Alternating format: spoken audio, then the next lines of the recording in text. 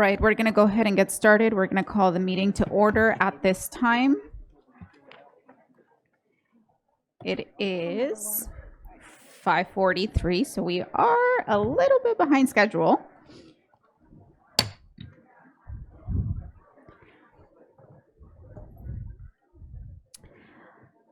All right, 2.1, call to order. 2.2, Pledge of Allegiance, and I'm going to go ahead and ask Miss Martinez Sosa if she can please lead us on the Pledge of Allegiance.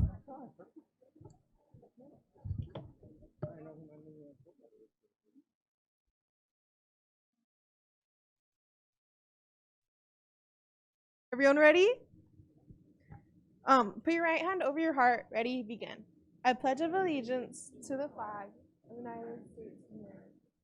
To the republic for which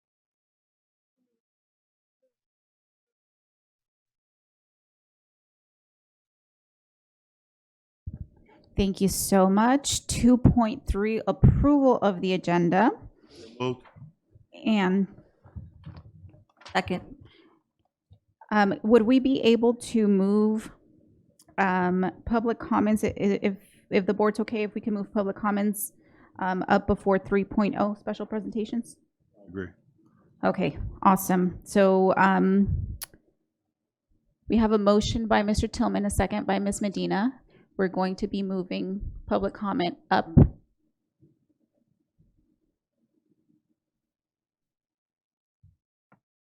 I just would like to say, just in case somebody comes in later thinking that it was going to be public comments be later, that we accommodate them, if that makes sense. Yeah, we'll do that.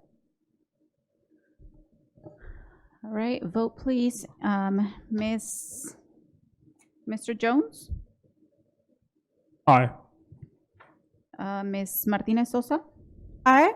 And Mr. Hurtado? No. Mr. Barrios, I apologize. Aye. Okay, I'm going to cross that out because I will keep calling you Barrios for the rest of the night, or Hurtado for the rest of the night. Okay. Thank you.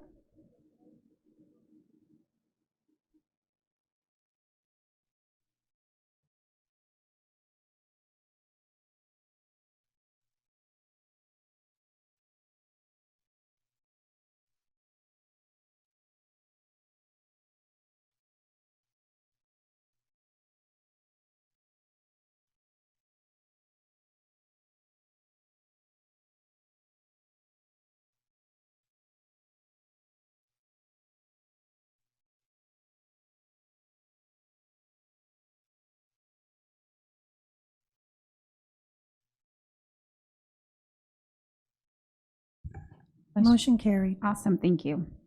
All right, so we are going to public comments. Let me just get there. All right, so this is the only time the public will have an opportunity to address the board on items not on the agenda and within their subject matter jurisdiction, such as district policies, procedures, programs, services, or fiscal matters. The board must operate under the Brown Act open meeting regulations, which prevents boards from commenting on items not on the agenda to ensure transparency and public participation in government decision making. The reason is simple. The board wants to make sure that anyone who has an opinion on an item knows via our posted agenda when we will be discussing it as a board. During public comments, the board can ask clarifying questions, but cannot discuss, answer questions, or ask questions on topics that are not agendized. We're certainly happy that you're here today to let us know and share any concerns you may have. Please know that we are listening and your input is valued. If a follow-up is required on your comment, a staff member will reach out to you. Please make sure your email or phone number is provided on your comment form so that they may contact you. Public comments are limited to 5 minutes per person. 6 or more people wishing to speak on one topic will be provided no more than 30 minutes total. Speakers are cautioned that under California law, no person is immune from liability for making intentionally false or defamatory comments regarding any person simply because these comments are made at a public meeting. Up first, I would like to call up Jeffrey Scott.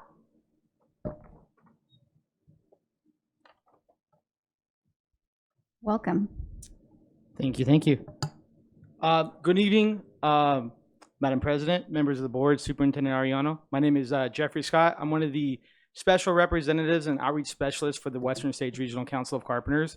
I'm here on a good note. I want to talk about partnership and what needs to be celebrated.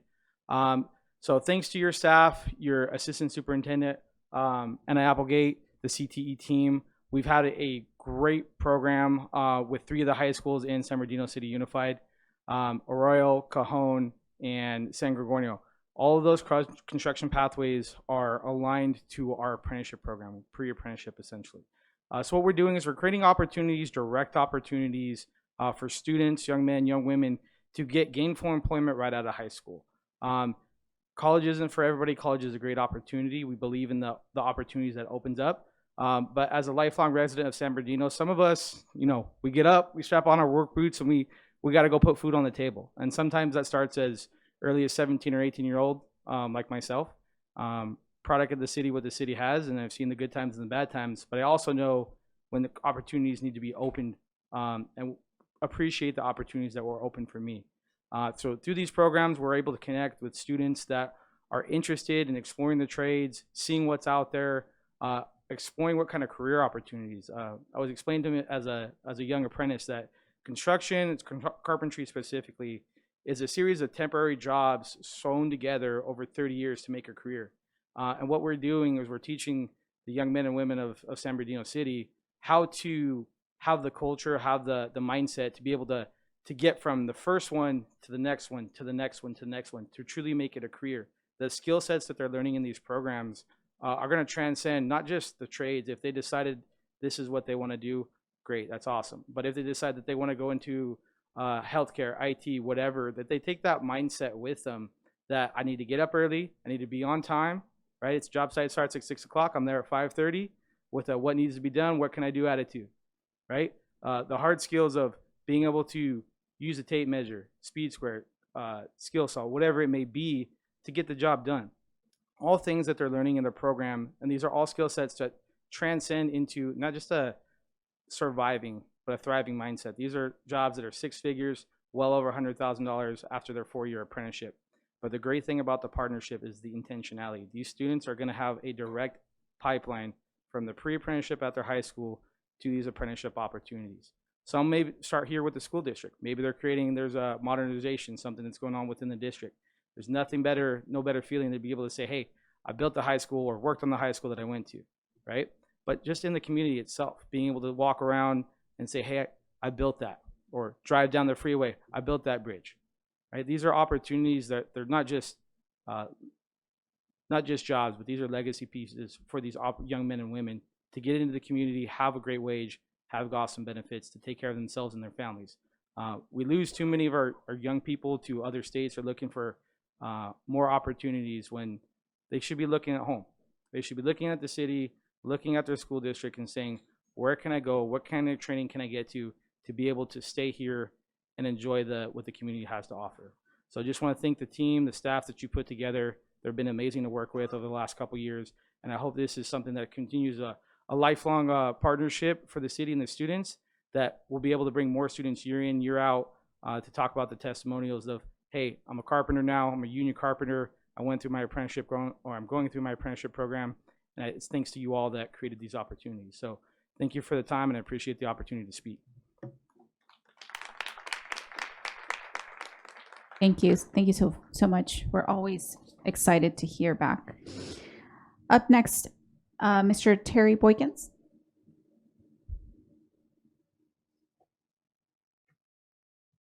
Welcome.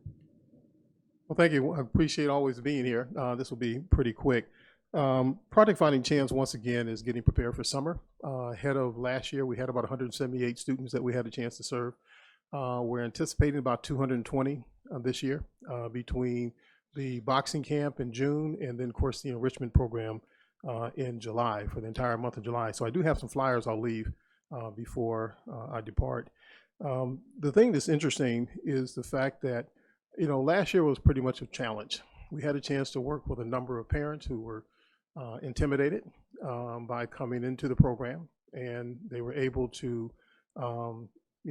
overcome some things and had the opportunity to get the program underway. And I think we ended up netting out about 128 kids a day at Project Fighting Chance from 8:30 in the morning to 6 o'clock at night. We're going to repeat that this year. We are going to do some very interesting things with regards to the enrichment program.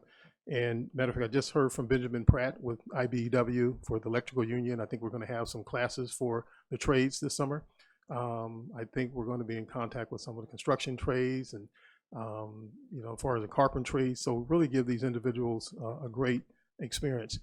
The other thing too, Project Fighting Chance has been very active on school sites. We'll be at Pacific High School tomorrow for the resource fair.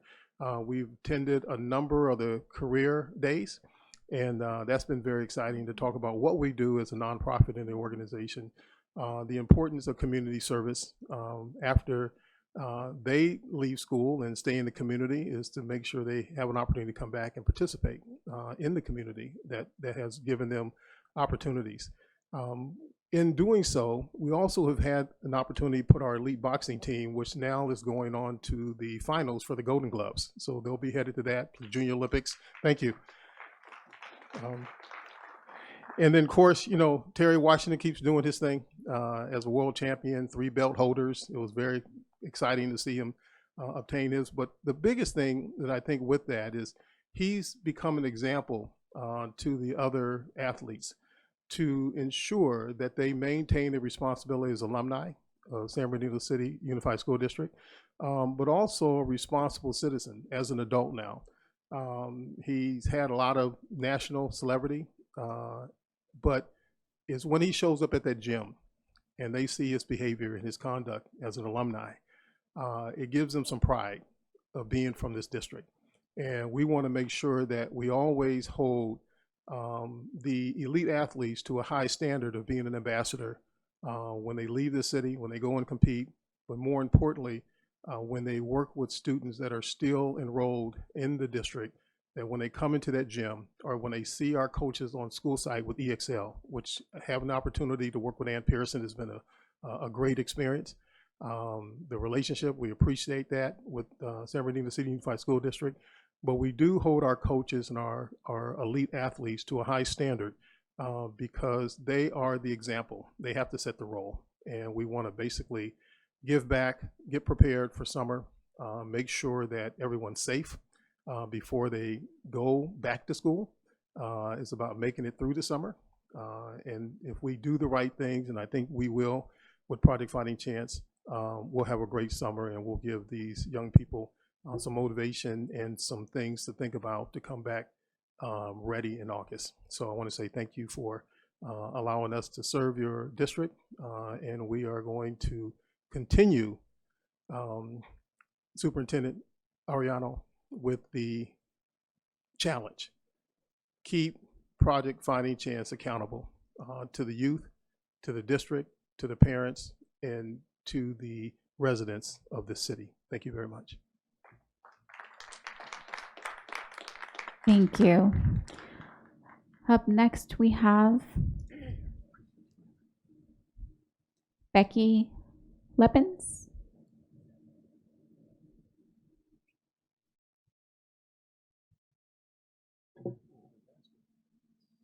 Welcome.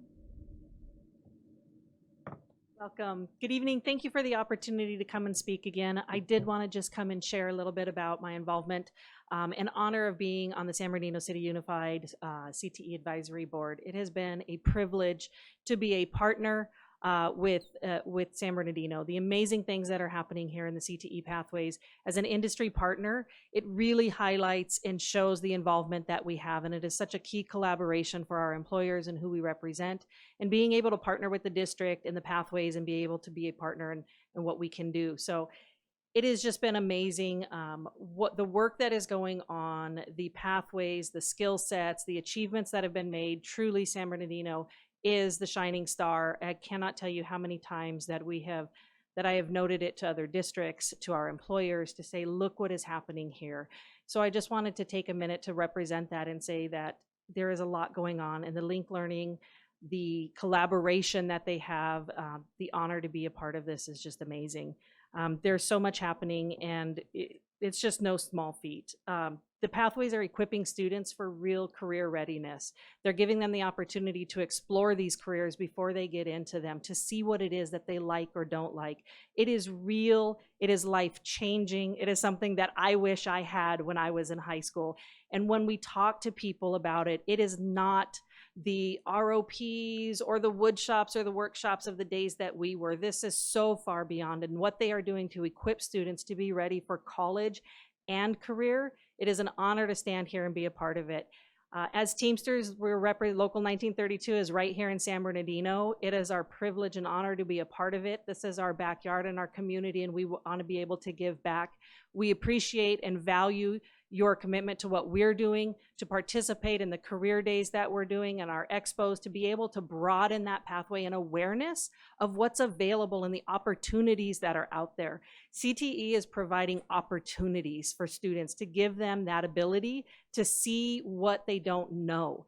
It's hard to know what you want to do with the rest of your life at 18 if you only know a few things, and it is truly just an amazing experience for them to be there, to be a part of it. The teachers, the staff, the administration that are doing this, it's no small feat, and I wanted to say thank you for the opportunity to be a part of it. Thank you for your commitment to the students, and we are honored and privileged to be a part of it. Thank you so much.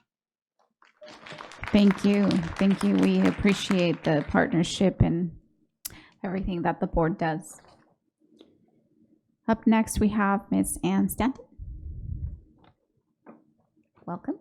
Thank you so much. And I want to say good evening to the president, board members, superintendent, and members of the San Bernardino City Unified School District community. Sorry, I have my back to you. And I also want to thank you for the opportunity to speak once again this evening, and to underscore your continued leadership in advancing opportunities that inspire young people and build the homegrown talent that will fuel the region's economic growth and strength.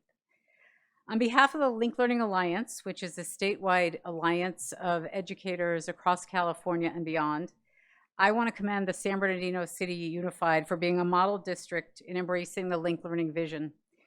Your commitment to ensuring that students are prepared for both college and career, not one or the other, is not only evident, but it is exemplary. As many of you know, Link Learning is grounded in a comprehensive framework that integrates rigorous academics, real-world experiences, career-based learning, and strong student supports. When implemented together with fidelity, this approach ensures that all students graduate with the knowledge, the skills, and the real-world experiences needed to succeed in an ever-changing economy. San Bernardino City Unified stands out, as I've said earlier tonight, for your leadership in this work. But I would like to recognize Dr. Sudha Venkatesan in particular. Her leadership of a district-wide Purposeful Pathways initiative has not only elevated quality, but it's expanded connections across your Link Learning pathways so that dual enrollment opportunities, internships, mentoring experiences that students encounter that also successfully bridge classroom learning, college, and career learning. So today's San Bernardino City Unified can point to really impressive measurable impacts on A to G completion, on early college credits earned, and graduation rates. And these outcomes are outstanding and the product of a powerful demonstration of the work and the dedication that your team has put together. The systemic investment in high quality pathways is making a huge difference here, and it is showing the rest of the state and other states across this nation how to do it with fidelity, with high quality, and with equity at the center. Here in San Bernardino, the elements and strategies that make Link Learning work are grounded in the district-wide goals, real commitment, and also accountability, and a long view that really promotes consistency, sustainability, stability, and continuous improvement. And the results are going to show up continuously and already do in the strength of your program and student outcomes. So as you heard earlier, there are many, many gold certified pathways in this district, and those numbers are growing. And it is an indication of the highest level of quality for college and career pathways recognized across the state. We're excited about what lies ahead for the state, and we hope you are, because you're leading the way. And we are so excited to see you keep moving forward, to expand, to refine, to adapt as needed, and strengthen the pathways, the systems, and the results. So this is a milestone moment tonight with the celebration of all the gold pathways, but I would also like to invite all of you as leaders, as education leaders, as community leaders to another. This October, the Link Learning Alliance will host our annual conference in Palm Springs, and that conference brings educators, industry partners, policy system leaders from across California and beyond. The conference is always a high-value opportunity for learning, for sharing, and for networking. And this year, it also marks the 20th anniversary of Link Learning, which is quite a milestone. So here's what we also wanted you all to know. As part of this anniversary year conference, we're planning to showcase the work of San Bernardino City Unified throughout the conference. Your work is worthy of being seen, celebrated, learned from, and lifted up as an example of what is possible when a district fully commits to this vision. We're honored to have San Bernardino City Unified represented this way, and we would be really further honored if you would all join us at the conference. Thank you again for your tremendous leadership and for your unwavering dedication to preparing students to build self-determined futures that fuel their success and the economic growth for this region. Thank you so much. Thank you. Thank you so much. And thank you for all of the support and for being here tonight. Up next, we have Lonnie Humphrey.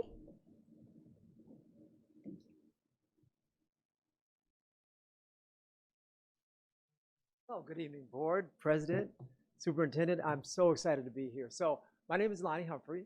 I am from Kappa Alpha Psi Fraternity Incorporated, and we are here to kind of talk about a partnership, something we're going to be planning to do for summer enrichment for kids of the district. So I've worked, Brother Boykins here, he's a member of our fraternity, and so we're going to come up and talk a little bit later about what we're planning to do. But we're looking at a bridge program. So we're looking at doing something in May, in late May, right before graduation time, to help students with their summer enrichment. So we're looking for everything from safety habits for the summer, how to be safe physically, mentally, and emotionally, as well as what to do, like fun things like swimming. So we're looking at really having a bridge for that. So we're looking at doing a summer safety day on May 23rd. So we just wanted to share that event with you and let you know what we're all about, what we're doing. So just to give you a little bit of background about who Kappa Alpha Psi is. We are an organization that's been around since 1911, and we celebrate achievement in everything we do. And one of the things that we've been doing, you may have heard of us as a Kappa League as part of several of your schools. So we participate in that, and our goal there is enrichment for young, diverse males. That's what we really focus on. Obviously, the enrichment is open for everyone, but that's where our real focus is. And so we really are looking at how can we have a bridge built for students going into the summer. We realized that my board, we got together and we talked about what are some of the things that we can do to help San Bernardino and with the children specifically. And it was really about what happens to kids in the summer. I know I was a kid once and I did some not too smart things in the summer. So our goal with this program is to help children make the right decisions, to help them with job enrichment. So we're going to be doing things as far as resume writing, interview skills sharpening. We'll be doing things to help them with their skills, with health screening. We're going to do several things we're pulling together, and that will all be taking place at Project Fighting Chance. So I'd actually like to invite Terry Boykins back up to kind of talk through some of the things that we're going to be doing there and the programs that he's running over there at Project Fighting Chance. Thank you, Lonnie. Once again, thank you, President and Board. This has been something that we know even throughout the year where students are talking to us about some of their fears of being out of school, being away from safe places, being away from their networks. Where do you go? Parents have to work, caregivers have to work. what happens. And of course, Reuben Campos has been refurbished. I invite you all over to come over and enjoy some of the things that are going on. A big part of what looks like at Reuben Campos is the Kappas have actually furnished the place for the most part. And so all of the rooms between the Kappas and the San Bernardino Police Department, we've got an opportunity for a place where youth can really enjoy, parents can enjoy. So most of the areas that you see there will be provided by those two organizations, as well as the toiletries and all the supplies that are basically there for the summer. But listening to parents, listening to students about some of the real fears that they have about being out of school and being away from school. And so when this was brought to us by Brother Lonnie Humphrey about being able to have a safe space, what happens in the time before they get out of school and they make it back to school? San Bernardino, a lot can happen. And we want to make sure that we are responsible as an organization, as a fraternity, to at least give the community awareness that there are some individuals that really care about the gap that young people are confronted with.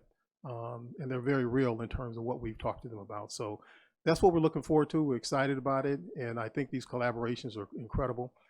This is a very talented and capable group of young men, as well as Mr. Danny Tillman, also his fraternity with Phi Beta Sigma Incorporated. And so, yeah, so this is what we want to do. We want to make a difference and make sure kids know that they're safe and they've got individuals in the community that will help keep them as such. Okay, thank you. Thank you all. We appreciate it. Thank you. Up next, we have Ben Pratt.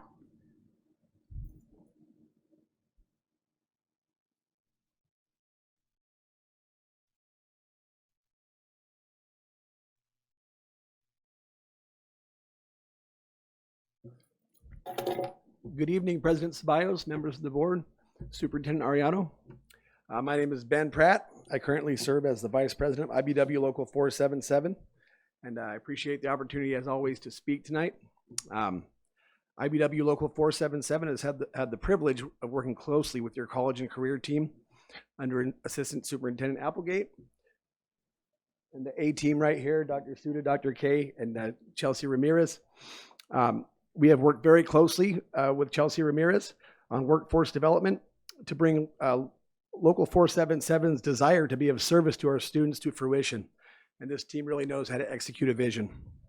Through this collaboration, we have created meaningful hands-on experiences that introduce students to careers in the electrical trade. Together, we have supported the development of our unregistered pre-apprenticeship program that provides students with early exposure to the skills, expectations, and career pathways within our industry. Our curriculum is now registered with DAS, and we're hoping to eventually become a elective pathway. In addition, through a MOU here in the district, 477 with our training center has been proud to lead a 14-week after-school training program taught directly by passionate IBW electrical instructors with decades of field experience.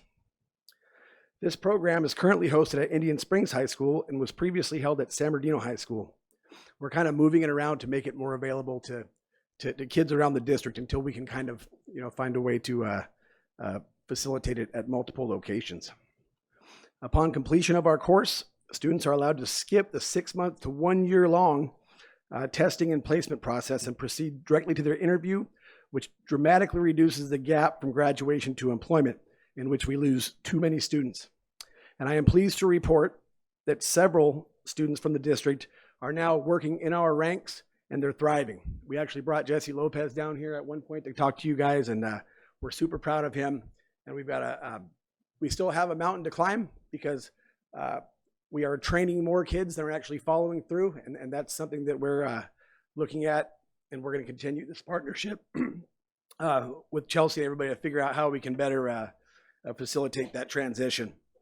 And beyond the classroom, we've worked together to expand student engagement through large-scale experiential events. Over the past couple of years, we have hosted more than 200 students at our electricians rodeo events where they've been able to see the trade in action, interact with apprentices, journeymen, and envision themselves in the careers. We do everything from, soft skill mock interviews all the way up to hands-on electrical work, within the parameters of safety that we are supposed to be constricted by. And really importantly, I want to emphasize that right now the need for a locally grown workforce is more than ever. We have job calls go unfilled right now because the demand just is not met by what we have to supply. The district has always been a great partner in helping us with that too. And last, I would just like to say that this partnership is making a tangible difference here in this community. I've been here for 50 years, and I went to school here. My wife went to school here. My children, and now my grandchildren go to Newmark Elementary. And this district has always been the rock, that kind of has been the compass of this community. And with this board and this team back here, you guys are continuing to be that great example, for others to follow. And lastly, I would just like to say that I deal with people for a living. I deal with kids. I coached at Pacific High School for 8 seasons.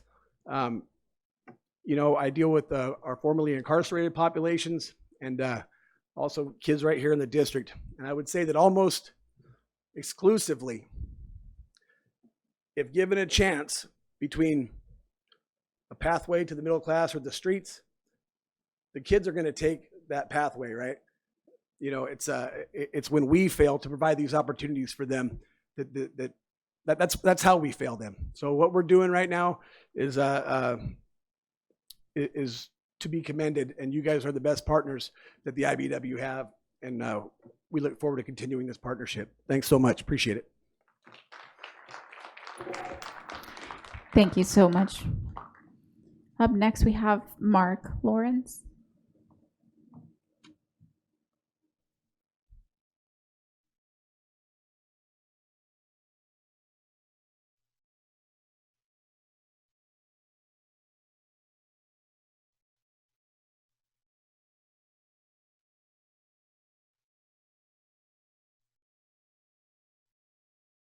Oh, and our Marshall Mustangs. Welcome.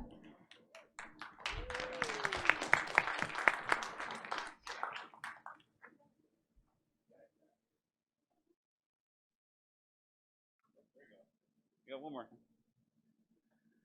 Okay, so I am not their coach. He couldn't make it here today. He's trying to get ready for the trip. You need a real ID to do that, so we had to get that done. So I guess I'm a sub for that too. Well, I'm a very involved parent. These kids this year, they have been very, very dominant when it comes to their competitions this year. Well, actually, first I want to say hi to everybody. Thanks for being here. Yeah, these guys have been itching to get back. So they just didn't make it. Were just shy of making it last year. This year, they just absolutely dominated their first competition. That's why they have this trophy as big as them. And we just want to make sure that, well, first they get the recognition that they definitely deserve, because they're going on to possibly separate schools next year, so we're going to see if they can still at least compete together. Got to keep the team together. And then we've got at least one engineering pathway student. As you know, one of them's going to be at San Marino High. I don't know about the others. And that also reminds me, the San Marino High team, they also made it. So I want to give them recognition too. But yeah, this wouldn't be possible without the coach. That would be Jose Nieves. He works so much. I want to give him all the recognition he definitely deserves. I don't know when that man sleeps, because he's also currently at another job that he has right now. So we love you, man, but we're here for you. So yeah, they competed at Troy High School, and our driver here, Kayla, she did something pretty impressive where usually at that competition it rains every year, but this time it's clear skies but very, very windy, so you couldn't see under the water. Okay, so I guess I didn't explain it first. They compete in Sea Perch, which is an underwater rover competition where it's in multiple pieces, where part of it is through an obstacle course, part of it is a mission where you have to pick up things and move things underneath water, and they have to build the subs themselves. It's usually got a PVC pipe. If you've seen a little cubicle thing in a demonstration, that's what they generally start out with. But no, our kids have gotten to a more advanced design, and they're competing at the middle school level. They're still elementary, but yeah, they're going to be splitting up after this year. So I'm trying to keep them together. But we just want to make sure they get the funding they need to go to DC. Maybe it might be not a problem to get the approval, but maybe just a little quicker because we got to make sure we get all the flights. And let's see, what else? Did you guys want to say anything? We got a little time. A little nervous. Would I have a you question. mind introducing them and then talking Okay. a little bit about their next venture in Washington, D.C.? Okay, let's start first. So I'm Kayla Vera. I'm currently in 5th grade, and I've been doing this activity for about 3 years, and I have a strong desire for continuing this project that we have going on, hopefully until high school. And I just want to keep on this reputation we have with all of my teammates here, especially Valentina over there at the end. She's my wire person. She always gives me motivation to get through the obstacle and mission course. I was probably pretty discouraged when on their first competition because I was really nervous. But I don't know, something just told me that I could do it, and especially all my teammates, they were telling me how I could do it, and my coach especially, and they're just there to support me through everything. Even if I win or lose, they're just always there for me. I am on my way to Richardson Prep, and hopefully I could get into middle college, high school, and I am striving to go to Harvard. And yeah, that's just Ask her a question. Yeah, Mr. Tillman? So just a few questions for you because I'm not real clear on what you guys do. So you were the driver, you said. Yeah. What did you use to steer your device? We use a control box, and it's powered by a battery. Is it wireless or is it connected with a wire? It's connected with wire. And the big trophy, what place is that? First. And you were the one driving for the first place trophy? Yes, that's correct. So what happened during the race? What one main thing happened you think that you found a solution to during the race that made you successful?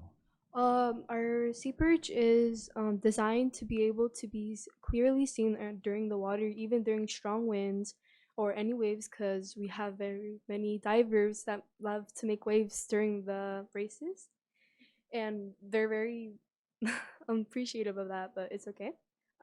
It's more of a challenge for me, so it's really great.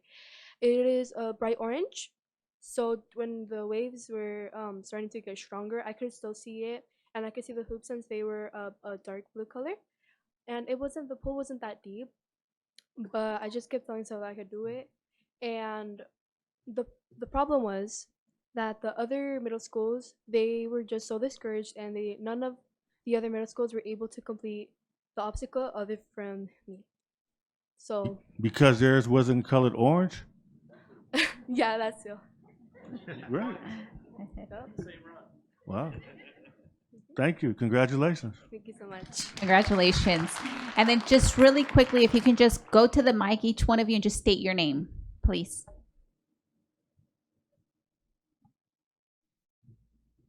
You can pull it down.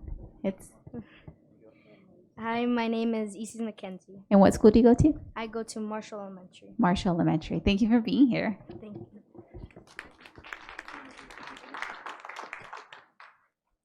Hi, my name is Isaac McKenzie. What school do you go to? Marshall Elementary. Also. Okay, thank you for being here. Hi, my name is Valentina Alicia Lawrence. A little louder. My name is Valentina Alicia Lawrence. What school do you go to? Marshall Elementary. Marshall Elementary. Awesome. Well, congratulations. Thank you so much for being here today, and we're looking forward to the continued successes that you guys have in your team. Yeah, they wanted to carry all these things. I have a wagon, but.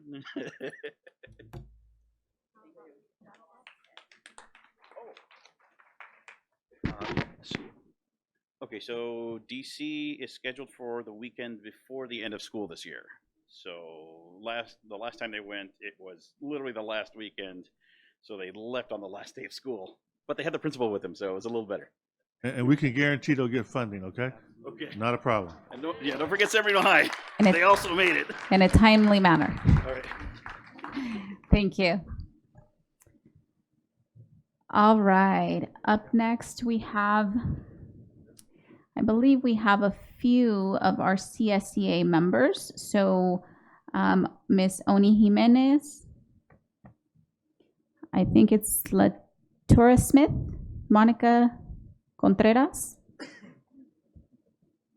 Mirel Hernandez, Nercy Garcia, Sonia Bañuelos, and I think Emily Sanchez.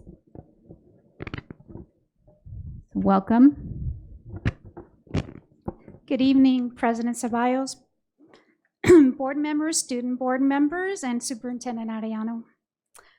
My name is Oni Jimenez, CSA Chapter 183 President, and I have with me my majority of my e-board that I would like to come to the podium and just introduce themselves.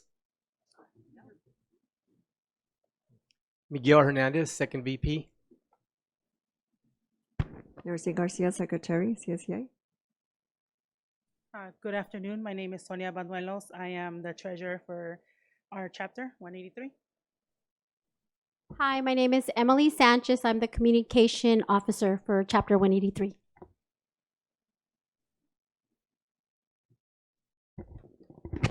I'd just like to take a moment to share an update with all of you. I'm pleased to announce that the successor contract has officially been signed. This is a meaningful step forward to our organization and a reflection of the time, effort, and commitment that went to the process. At this point, we're waiting for final approval from the CSEA field director. Once that is completed, the contract will move forward to our members for a vote. That final step will give everyone the opportunity to have their voice heard, which is critical part of this success. I want to extend a sincere thank you to the board for approving the 5% raise, including in this agreement. Your support and recognition of our members does not go unnoticed, and it is truly appreciated. And last, but definitely not least, I want to take this opportunity to give a great big shout out to our classified employees for all of the hard work and dedication that they provide to our district. Thank you.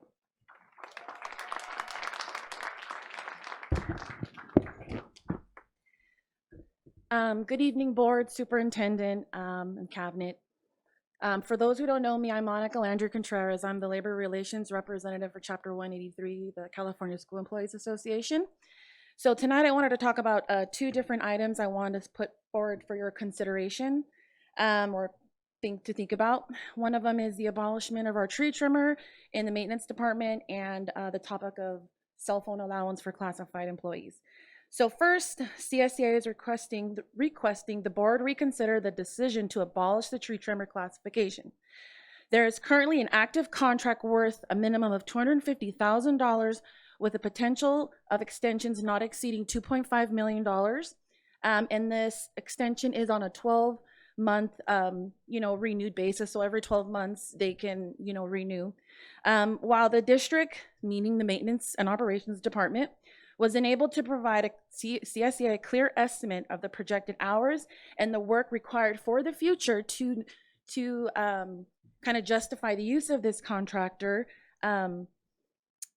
they are moving forward with wanting to eliminate the tree trimmer. Right now, they say that there's no available money. However, they can at least pay the minimum amount of a $250 contract with an outside person rather than maintaining the employment of our tree trimmer. M&O has claimed that the overall work has decreased and they would need to make significant investments in the equipment. However, the cost of contracting services tends to rise at a much faster rate than the classified salary schedule. This raises the question, Why would the district want to relinquish control over the positions and shift towards relying on a contracted service? Sorry, I lost my spot. Today is the tree trimmer position, but what about our other tradesmen, tradeswomen, and what about our other classifications in the future where contracted services are used, such as instructional assistants?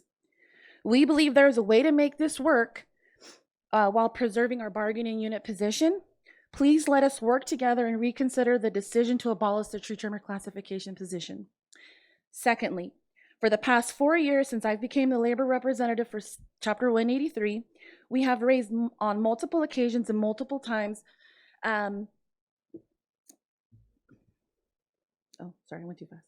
That we are advocating for our members to be eligible to receive the cell phone stipend allowance afforded under the board policy. Throughout the entire district, there has been subtle coercion, pressure, and implied expectations for our members to use their personal cell phones for work-related communication. This issue is not new to employee relations nor human resources departments. We have raised this concern multiple times only to discover recently that the district unilaterally decided which classifications could receive this cell phone stipend or the cell phone allowance without negotiating with CSEA. CSEA will continue to fight for our members' eligibility to have this allowance. Administrators earn significantly more than our classified staff and are compensated for their cell phone use. So why aren't classified employees treated the same? CSEA will continue to address this issue, and we hope for your support in the future once we bring this back again. Thank you.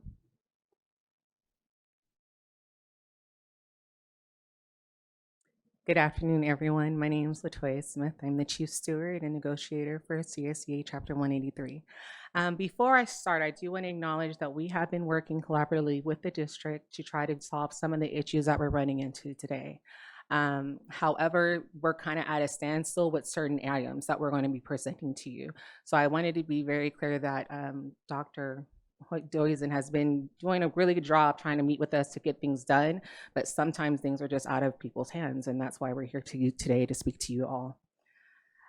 So as been stated, we did do the negotiations, and we actually have more negotiations that will be taking place next week regarding abolishments and reductions. This year's negotiations has been a little unique because a critical part of our process involves requesting information, conducting research, and taking a deep dive to determine what's in the best interests of our members. Through this work, though, we uncovered several serious concerns. One of them is that some of the information that was provided to us from the district in response to our requests either appeared to be intentionally delayed, it was inaccurate, it was misleading, or it was false. And that was based on us having to look and research ourselves. Second, we discovered that the district has not been consistently following the contract when it comes to the advanced degree incentive. There also appears to have been misuse or abuse of the contract to benefit our classified management. So let me explain. According to our contract, in order to qualify for advanced degree stipend, the degree cannot be part of your position. So for example, if I'm a secretary and my position says I need a high school diploma and I have a bachelor's, then I'm eligible. However, if I'm in a position or promote to a position that requires that bachelor's, I'm no longer eligible. And the reason why is because that new salary in that new position is based on that education. So for us and our members, the rules have been enforced immediately. Without any exceptions. The moment they promote, they're automatically required to use that degree. They take that incentive away, and without any delay or flexibility. But the same standard has not been applied to classified management. We also see that there's a double standard in payroll practices. So when classified employees are overpaid, no matter what, they are required to repay those funds back. We know because we're in those rooms sometimes negotiating the repayments for them. Now, whether it's a small amount or hundreds of dollars, the repayment is expected no matter what. So employees have been told that they are responsible for recognizing when they've been overpaid and to return that money back. So why doesn't the same apply to management? what we found in June 26 of 2025, we did a request for information. And that request for information was specifically regarding our advanced degree stipend or incentive. After multiple follow-ups, we did not receive the information until October 8th. And we all know the standard practice for a request for information is no more than 10 business days. So more than 3 months later, when we finally received the data, we found that some classified managers continued to receive the incentive even after promoting into positions that require those degrees. These payments were not hidden. On your paycheck when you get an advanced degree stipend is actually a line item that says education or it says advanced degree. There's no confusion about what you're getting. And so when we found this out, we requested 2 simple actions. One is that whoever's getting it, it gets stopped immediately. And then 2, they repay back the money, just like the same standards are set for our classified members. Now, in this case, the rules change. When we did the calculations of the estimate is about $25,000 and it's only for a couple of admin. And they're being told they don't have to pay it back. Now, once the district let us know that they weren't going to recover those funds, we noticed that some of the payments had quietly stopped for 2 of those individuals, but there still has been no payment or accountability for any of that that's taken place. After that, we also found that one person is still earning it, even though we brought it up to the district. So this obviously doesn't build trust, and it raises a lot of concerns for us. In addition, our research also uncovered troubling spending practices involving student interns in contracted positions. Now, the district employs hundreds of student interns, and many of us, and I'll say including myself, was a student intern at one time. And we know how valuable the experience can be for our student interns, but also beneficial for the district. So when we were reviewing the December board agenda, we noticed that in the classified personnel area, there was I think 4 or 5 student interns that all resigned. And it was kind of confusing because we had been made aware that the same people who resigned were still working in the district buildings. So we decided to request the information to figure out what was going on. But unbeknownst to the district, we already had the original contract. We were waiting to see what was going to be given to us by the department to see how honest they were going to be. What we found was disheartening. We all know, or most of you, maybe you guys don't know, that student interns normally get minimum wage, and right now that's $16.90. And when we had the contract specifically stated that they were student interns, and it was charging the district $43.83 per hour for these said student interns. Now, that's more than 2.5 times the actual pay for student interns. And the student interns were allocated 7.5 hours a day. And we know with student interns in general, you get 20 hours a week because you're planning on going to school and getting your education, right? So with the contract that we had in possession, it showed that each person could make up to $70,745 just for the remainder of the school year. And in total for the 7 was going to be $495,215 for all 7. Now, in the revised contract that we actually received from the district, the language that was the exact same. The only difference, instead of saying that it was a student intern, it named it program assistants. Despite having the identical duties, the most significant change that was very confusing and very frustrating is the contract went from $495,000 to $800,000 for student interns. That's the calculations of only 11 employees. So this means that the district is now paying significantly more for essentially the same work at the rates exceeding the full-time classified employees that are permanent employees for your district in the EXL department. To put that in perspective, $800,000 could fund approximately 15 full-time clerical positions and 31 part-time clerical positions that could directly support the district's operation while providing stable employment. Additionally, the vendor does not appear to provide any added value at all, and it looks like it was enchanted.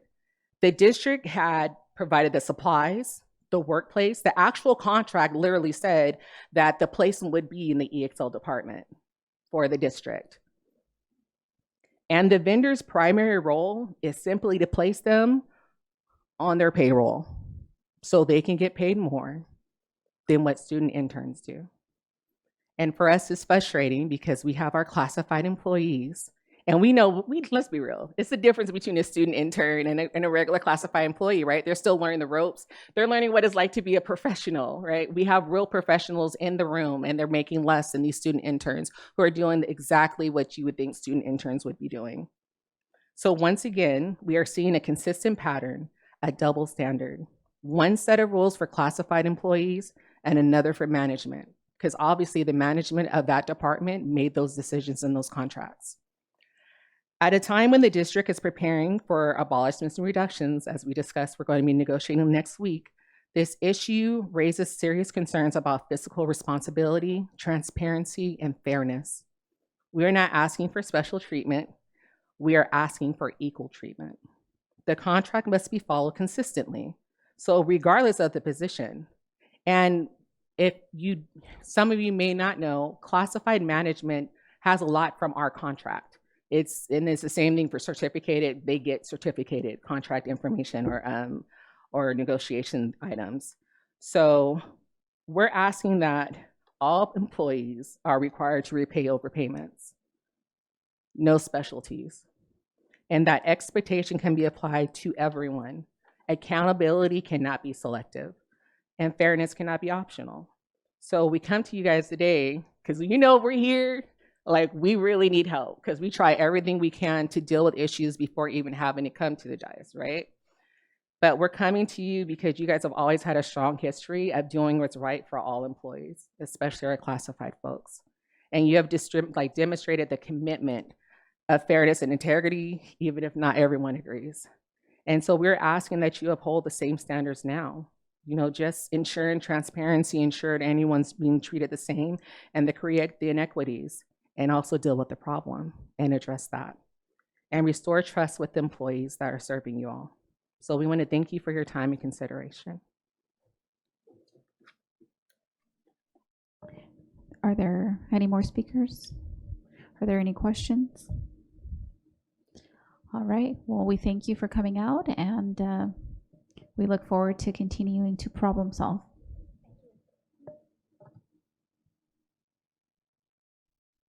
All right, up next we have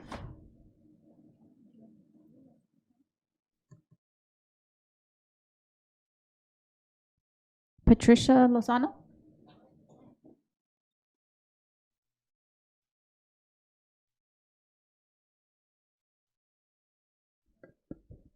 Good evening, Madam President, members of the board, Superintendent Arellano, Chief. My name is Patricia Lozano. And Can you just flip that mic up a little bit? A little closer? Yeah, there you go. Does that sound better? Yes. Okay. My name Thank is you. Patricia Lozano, and I am with California University of Science and Medicine. I stand here to share how grateful CUSM is to be able to partner with San Bernardino City Unified School District. CUSM is especially excited about creating future opportunities for students to see, hear, and truly experience what medical school at CUSM can look like for them in just a few short years. Through our partnership with San Bernardino City Unified School District, through Pathway Programs and the Workforce Development Team, we are intentionally working to deepen relationships with industry and community partners like yourselves, with the goal of expanding meaningful real-world learning experience for your students. We look forward to continuing to build on this momentum in the coming school year and beyond, ensuring that students not only are inspired, but also equipped with clear pathways into healthcare careers. It is my pleasure to be here. Thank you for having me. Thank you for your time and the opportunity to share our fruitful partnership. Thank you. Thank you, Ms. Lozano. Up next, we have Albert Duarte. Welcome.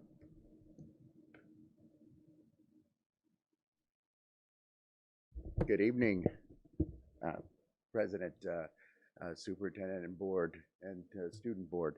My name is Albert Duarte, and I represent the Riverside San Bernardino Building and Construction Trades. And I am proud to partner with San Bernardino Unified School District. I came to share the partnership that I've had with the CTE workforce, and especially Dr. Suda and Chelsea Ramirez, and the passion that they've been able to show me that they have, just going by the programs, going into the programs, watching the CTE programs, and seeing how we can grow together. I think this last year has been just a time where we're learning about you, specifically me. I started in December, and the reason I became the executive director with the building trades because I saw the passion within my own board and the trades that we have within it. And now I see it within the community. And it's something that's really exciting to us. But it's exciting because we get to offer an opportunity to kids that might have a different path within their future. But the bottom line is they're going to have a future. So we show them the 15 trades. We give them an opportunity to, with just the bottom line, safety, financial literacy, the math that it takes to get into a trade like IBEW, with the carpenters, with the sheet metal. We're giving kids a reason why they have to apply themselves in math, why they have to apply themselves in certain areas of their studies. And that's something that I never had. I was lost. I got lucky that I became an iron worker. But now this is the partnership that we're building. I just had a visit with San Gregorio High School, and they're wanting to implement our MC3 program. And just talking to the teacher and then looking at the kids and seeing what they're going to learn and the programs that they're developing follows right in line with what we're teaching, what we want to teach. So, and it all stems from you guys, you know, and your future and what you're going to do. So we're excited to be here. We're excited to just the passion that Chelsea has. It gives me more incentive to want to do more, right? But we're a reflection of each other, right? So we do talk to other school districts, and I always refer them to Chelsea. I go, you need to talk to Chelsea because you need to look at what a model can be built like. Right? There's so many options for kids. Everybody's not meant to be a construction worker, right? But those that are, I want them, right? So we want to grow this partnership, but it really takes me knowing you and you knowing me, right? So again, it's just a start, but we wanted to thank you for just taking a chance on us. We're going to be here next month talking about the community workforce agreement and how that's applying itself. But it all started with your decision a year ago. So thank you again, and we're looking to do a lot more, and I know we will.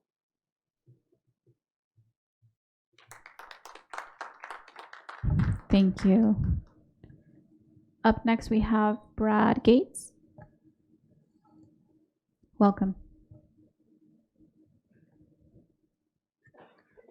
Good evening, President Ceballo, members of the board, Superintendent Ariano. My name is Brad Gates. I'm the Executive Director of the Workforce Development Board for San Bernardino County, and also honored to be a member of your CTE Advisory Board. I am here really representing the Workforce Development Board and the important work that they do here in San Bernardino County. The mission of the Workforce Development Board is truly to make sure that every resident of San Bernardino County has access and the opportunity to achieve meaningful employment. And the work that we've been able to achieve with your school district has been tremendous and is truly a model as a representative of a workforce board and in my opportunities to travel around and speak with other workforce boards throughout the country. It is increasingly clear that what we are doing here in San Bernardino is very special and very unique. And so I want to commend and congratulate you, your vision, the priority that each of you have placed in making CTE a priority in this district, of making sure that these career pathways are being developed, strengthened, and that we're doing what we can to connect students with real-world work experience opportunities in the classroom. Many studies have shown that when students are exposed and have opportunities to experience real-world work experience as a young adult, they're far more likely to achieve success later on in life. And we see that, and in my role here in the county, we talk to many businesses, and we talk to them about the quality, the availability of the workforce, and about their struggles to fill and meet their workforce needs.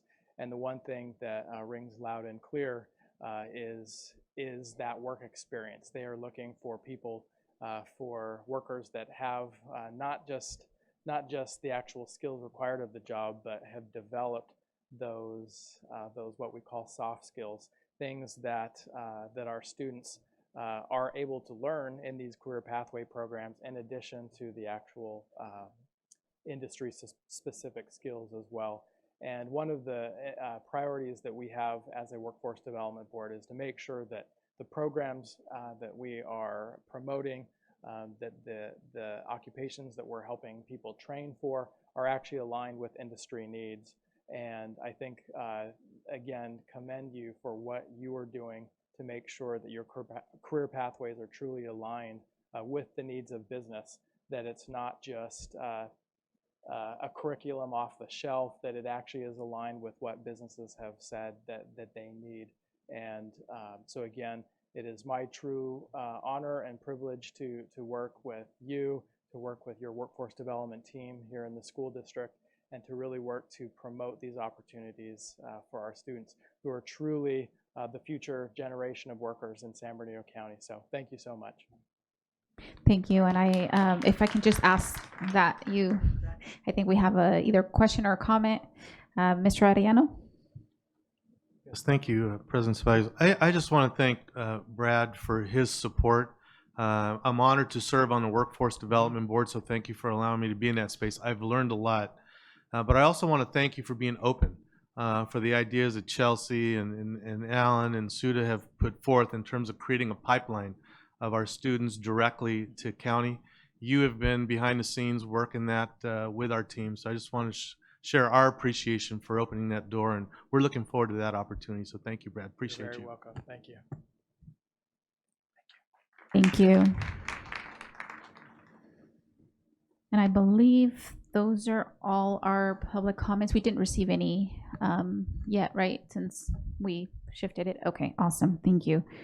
We will go ahead and continue to our 3.0 special presentations and recognitions, 3.1 linked learning CTE presentation. And I will go ahead and turn it over to Mrs. Applegate. Yes, thank you, President Ceballos.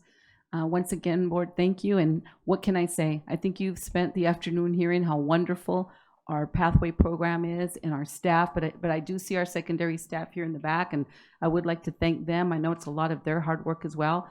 Very proud of our union partners that are here as well. We're very grateful for them. Board, I know you've had a vision for pathways. I know, especially Ms. Medina, I know you've really been at the forefront with the union partnership, so thank you so much for that. And without further ado, I'll go ahead and introduce our dynamite team here, and just so proud of the outcomes that we have for our kids. So that's what makes our pathway special, is it's taking our kids places wherever they want to go. So Dr. Venkatesan and Ms. Chelsea Ramirez. Good evening.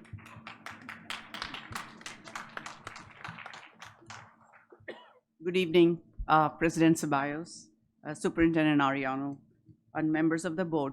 And thank you for the opportunity to once again share an update on the work happening across our school, especially with our career technical education.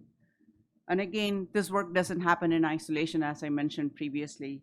And so thank you again to the CTE advisory board members that are here today, and also to specifically Ann Stanton, of the president of the Linked Learning Alliance. She came all the way down from San Francisco to make sure that she participated in our program. And I also want to thank Mrs. Anna Applegate for her continued leadership and support in all the work we do in our endeavors. And again, thank you to the board and Mr. Ariano for the incredible support you give about CTE pathways and programs. Earlier this evening, we had the opportunity to celebrate our newest Linked Learning Gold Pathways, and we are proud to share that across SBC USD, 12 of our pathways have now reached the gold standard, representing the highest level of implementation. In addition, 21 pathways have earned silver certification, reflecting strong, high-quality program design and continued progress towards full implementation. These recognitions awarded through the Linked Learning Alliance highlight the strength of our pathway programs and are a direct result of the board's ongoing commitment to expanding college and career opportunities for students, along with the dedicated work of our teachers, site leaders, and school communities who bring these pathways to life every day. We are also excited to share that SBCUSD has been selected as the featured showcase district for the upcoming Linked Learning Conference in October, which Anne invited all the board members to attend the conference if you can.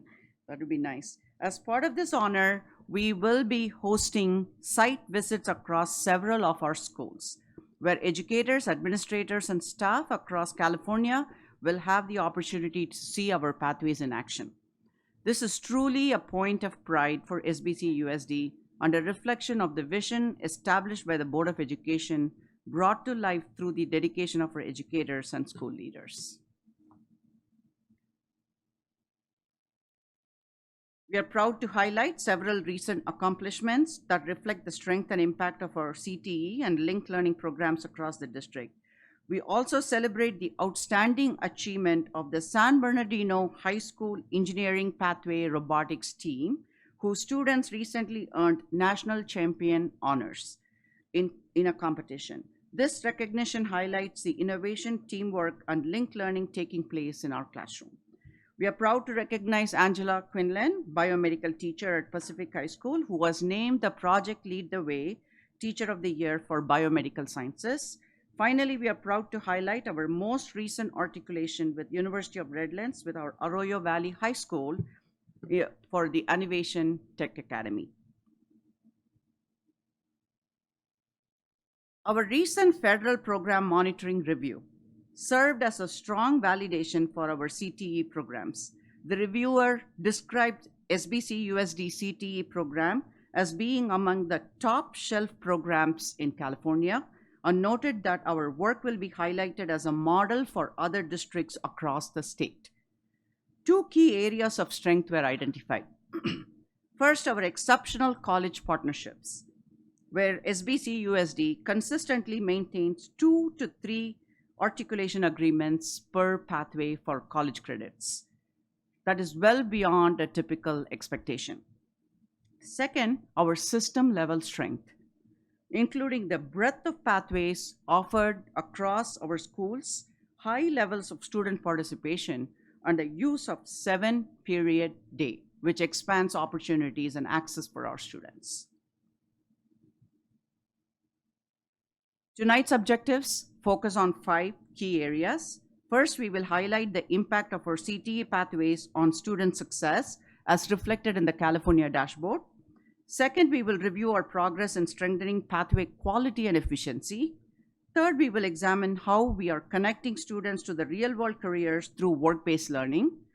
Fourth, we will share how our efforts to expand student access and participation through targeted outreach, school site engagement, and community connections. And finally, we will outline some key steps for potential investments to continue improving and expanding our pathways.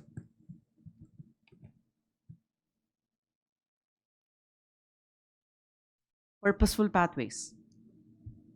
The Purposeful Pathways framework is unique to San Bernardino City Unified School District and serves as the foundation for all our college and career work. Every action we take is intentionally guided by this framework to ensure that students experience a coherent and connected journey from academics to career. What truly sets SBCUSD apart is our strong emphasis on academic rigor within our pathways. All our CTE courses are A through G approved, which is not common among other districts. This ensures that students are not choosing between college and career. They are fully prepared for both. We also have exceptional level of post-secondary partnerships, with a significant number of our students participating in dual enrollment and earning college credit while still in high school. This reflects the Board of Education's vision of ensuring students remain college-focused while gaining career readiness. At the same time, our pathways are grounded in industry relevance. We prioritize national recognized industry certifications, ensuring that students graduate with skills and credentials that are meaningful in the workforce. Our industry partners, including many who are leaders in their field, and labor organizations play an active role in shaping our curriculum and providing real-world insight. Beyond the classroom, we are intentional in expanding work-based learning opportunities, ensuring that students have access to hands-on experiences that connect learning to real careers.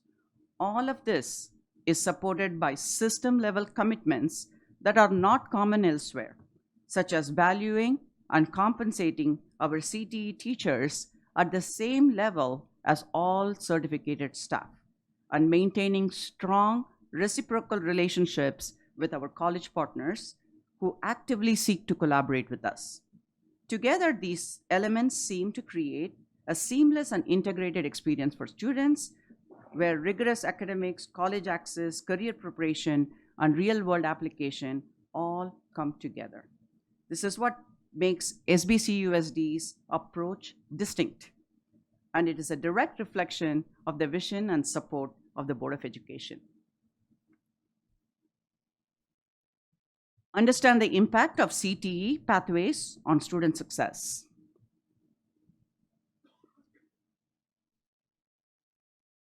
There is a clear upward trend in college and career readiness.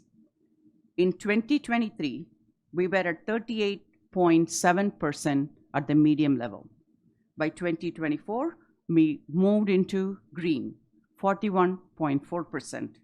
And in 2025, we have strengthened that position with over 50.2% of our students prepared. Even more important, we are seeing improvement across student groups, which tells us the growth is becoming more equitable. It is our intentionality, guided by our purposeful pathway framework, that is helping us drive the gains. This slide compares the outcomes of our class of 2025 students based on their level of participation in the CTE pathways.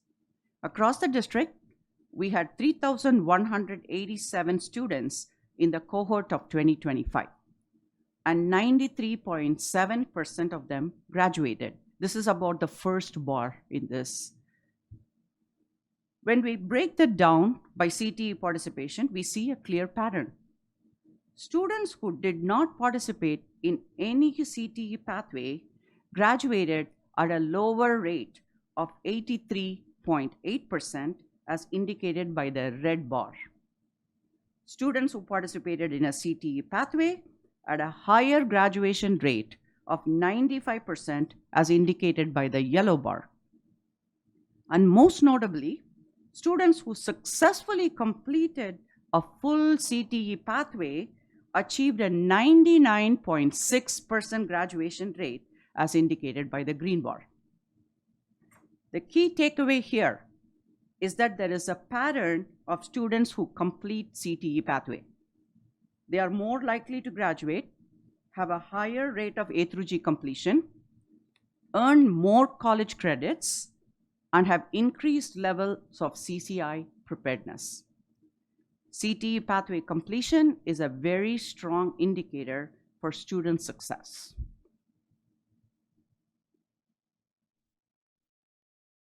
Pathway completers, this is a 3-year trend.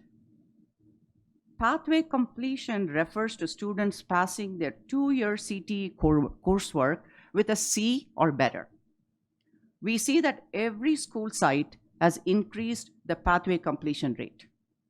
This is a direct result of us using pathway completion as one of our strong metrics in evaluating our CTE programs.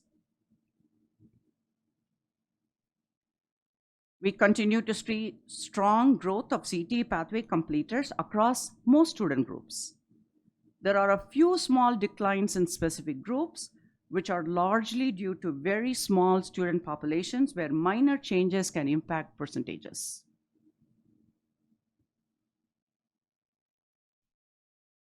We now transition to pathway status accountability report portion of the presentation. The slides that follow provide an update on the work that allows us to take a closer look at the current status of our pathways, helping us identify areas of growth, stability, and opportunities for continued improvement. Last year, we introduced this framework to evaluate our pathways based on 3 criteria: labor market demand, pathway enrollment, and pathway completion rates. As we revisited this work, we focused on what we can most directly influence: enrollment, and most importantly, pathway completion. As you saw in our earlier data, our schools are making strong progress in increasing the number of pathway completers.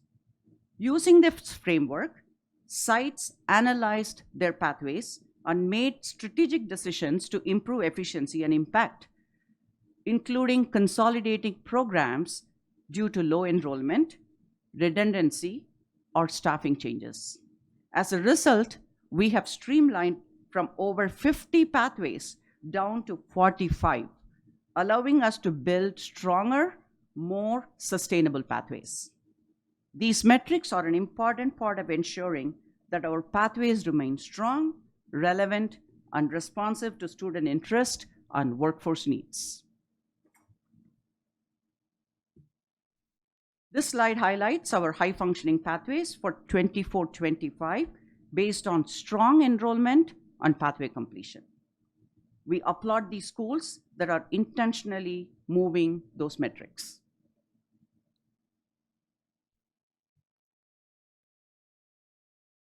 This slide highlights 22 pathways across multiple high schools that we identify as pathways on the rise. Programs that are advancing towards high-functioning implementation in terms of course sequences, increasing student engagement, and pathway completion. As I mentioned earlier, all of this year, we are working on improving the efficiency and effectiveness to build and keep quality pathways. The sites undertook certain strategic transitions, either retiring or consolidating pathways that had low enrollment. For example, some pathways had 7 students or below in them. Or if students did not have any interest in that pathway.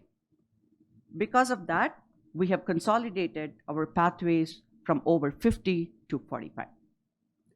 Pathways that have potential, now we have, so you can see the transitions on which pathway and which school either was retired or they were merged into other pathways under the same industry sector.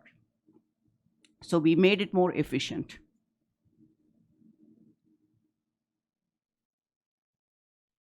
After all these transitions and consolidations, we now only have 4 pathways that have low enrollment and completion, but however, we feel that they have potential to improve. We will continue to monitor the progress of these pathways during the course of this year and next year. And at this time, I would like to introduce our Coordinator of Workforce Development, Ms. Chelsea Ramirez, to take us through the next portion of our presentation.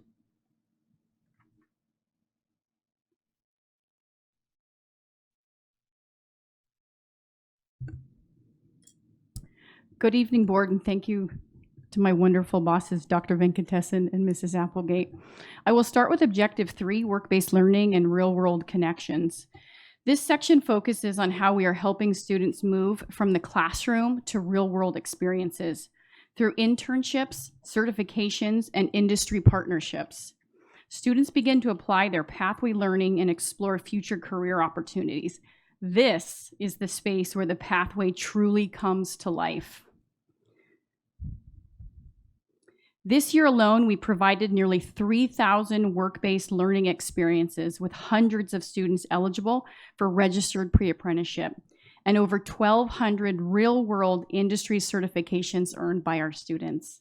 These are not normal numbers, and we are constantly being asked how we have built our work-based learning systems, and we are extremely proud to share this.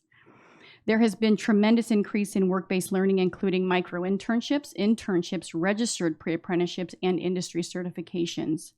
I am very happy to inform you that now SBCUSD has been registered with DAS for our registered pre-apprenticeship programs. This will give our students direct connection to a registered apprenticeship after high school while providing meaningful industry partnerships and automatically generating CCI points. We are also excited to add EMS and public safety to registered pre-apprenticeship this year. Due to our deep relationship with the Teamsters, they have asked us to partner with them on a registered pre-apprenticeship under public health, and we will explore that next year.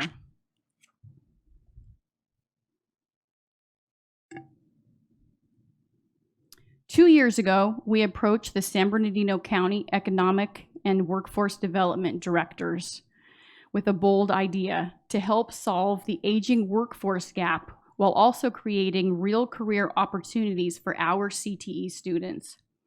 Our students graduate with industry certifications, hundreds of hours of work-based learning, and training from industry professionals, but like many high school graduates, they were still locked out of good jobs due to minimum qualifications requiring years of prior work experience. We presented an idea to the county to look at changing this.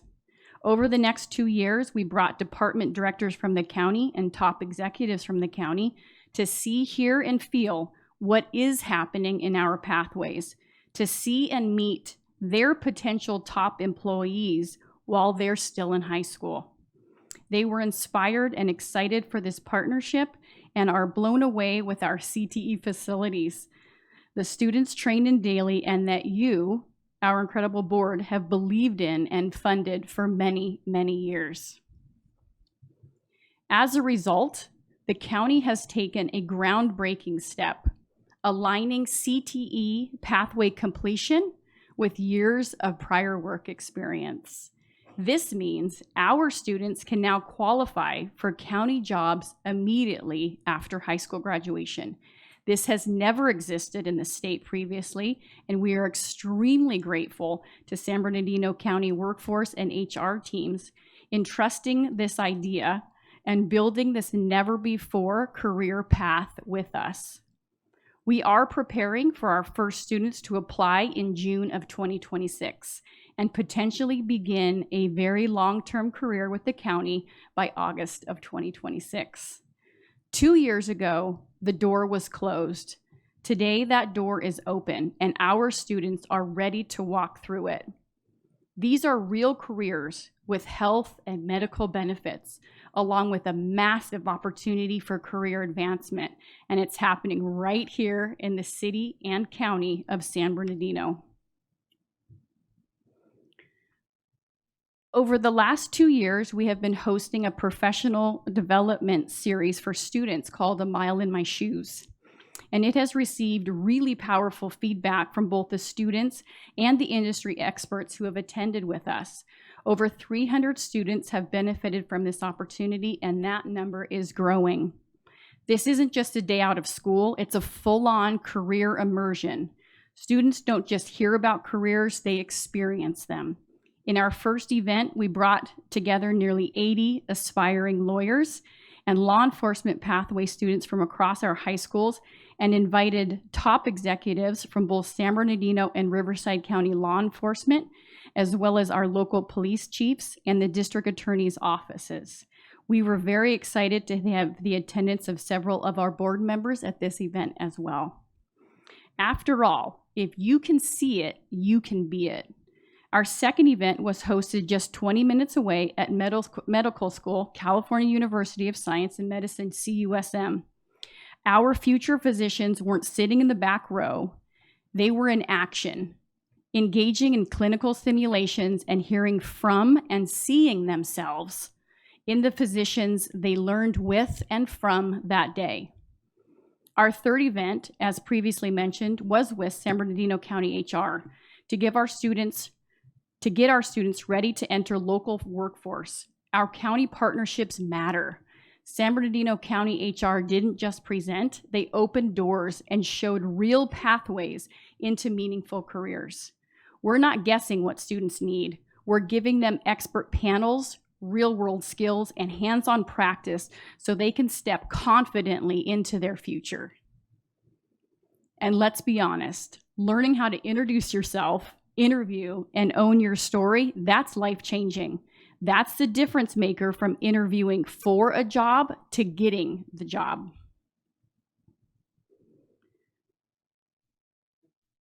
Students are stepping into professional environments and beginning to see themselves in these careers, and we are building that through micro-internships, short, project-based experiences where students collaborate with industry professionals on real tasks. These career test drives allow students to gain hands-on experience, develop in-demand skills, and explore pathways without the barriers of traditional internships. We want to send special thanks to our local labor partners who have been huge assets to these programs, including the Teamsters, Inland Labor Trade Councils, IBEW, and Western States Carpenters Union. They have gone above and beyond for our students over and over again. Here is a short video of just some of the micro-internships our students participated this year. Please enjoy the video.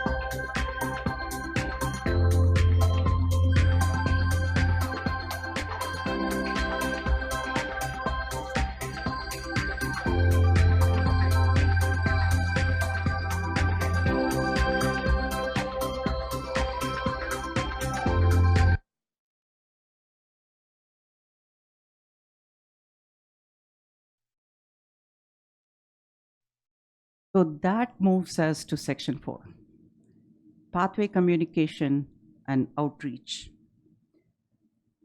This is about ensuring that people know about CTE pathways.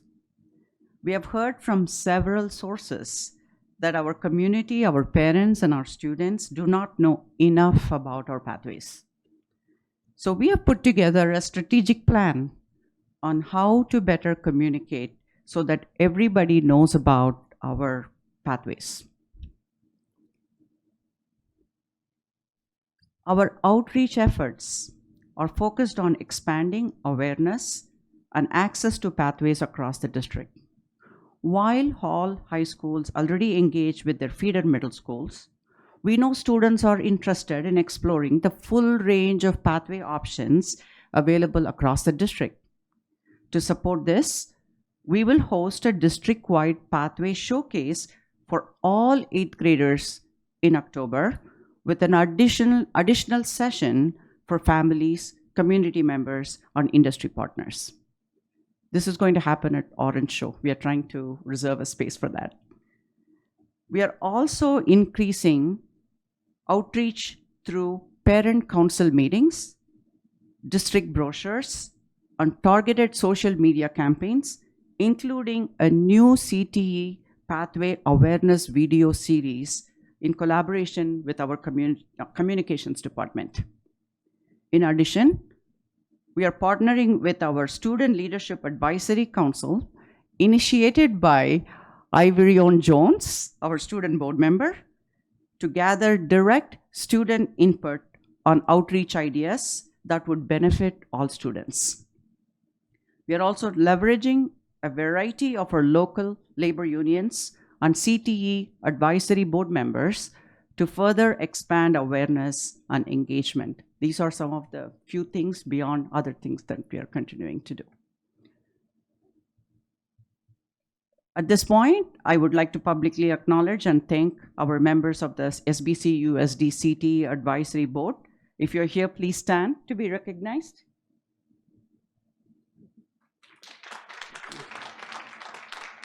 These industry partners help keep programs relevant and aligned with the workforce needs. As we conclude tonight, we are always reviewing and looking at how we get better in order to increase the successes and opportunities for our students. We are in the constant lookout on emerging and lucrative careers in the region. Can I pause you real quick? Okay, perfect. Sorry, continue. This is the last slide. One such career we want to introduce today is the field of aviation. We are bringing this to you by the request of a few board members. Two of the primary areas within the aviation industry that are commonly called upon are airline mechanics and repair, as well as airline pilots. Based upon labor statistics, 32% of pilots are expected to retire in the next 5 to 7 years.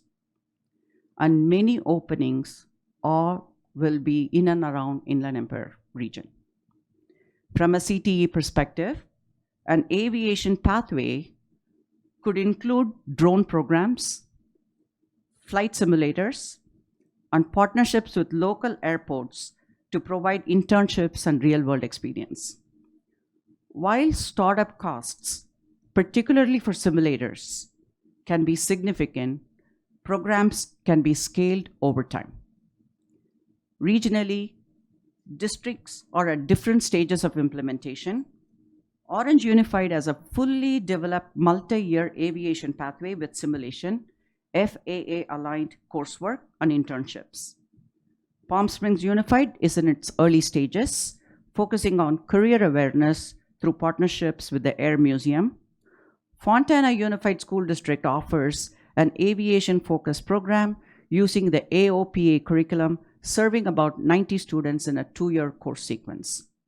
These examples are being reviewed so that when a direction is provided by the board, we can move forward in a way that is informed, strategic, scalable, and fiscally responsible, while ensuring thoughtful implementation aligned to a long-term sustainability. If the board requests additional information, we'll be happy to provide further detailed information through a Friday update.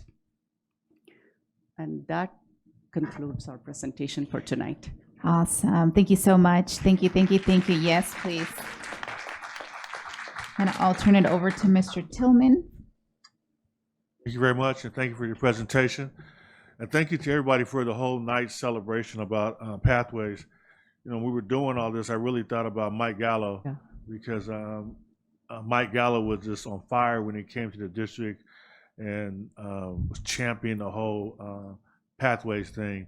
And you know, as a board, when we see the passion in certain board members, and it's kind of unique to our district because a lot of people say board members aren't supposed to play that role, but we embrace it, and you can just see the seed that he planted is just flourishing. So I just want to make sure we don't forget about Mr. Gallo, because he did a lot of work in this area.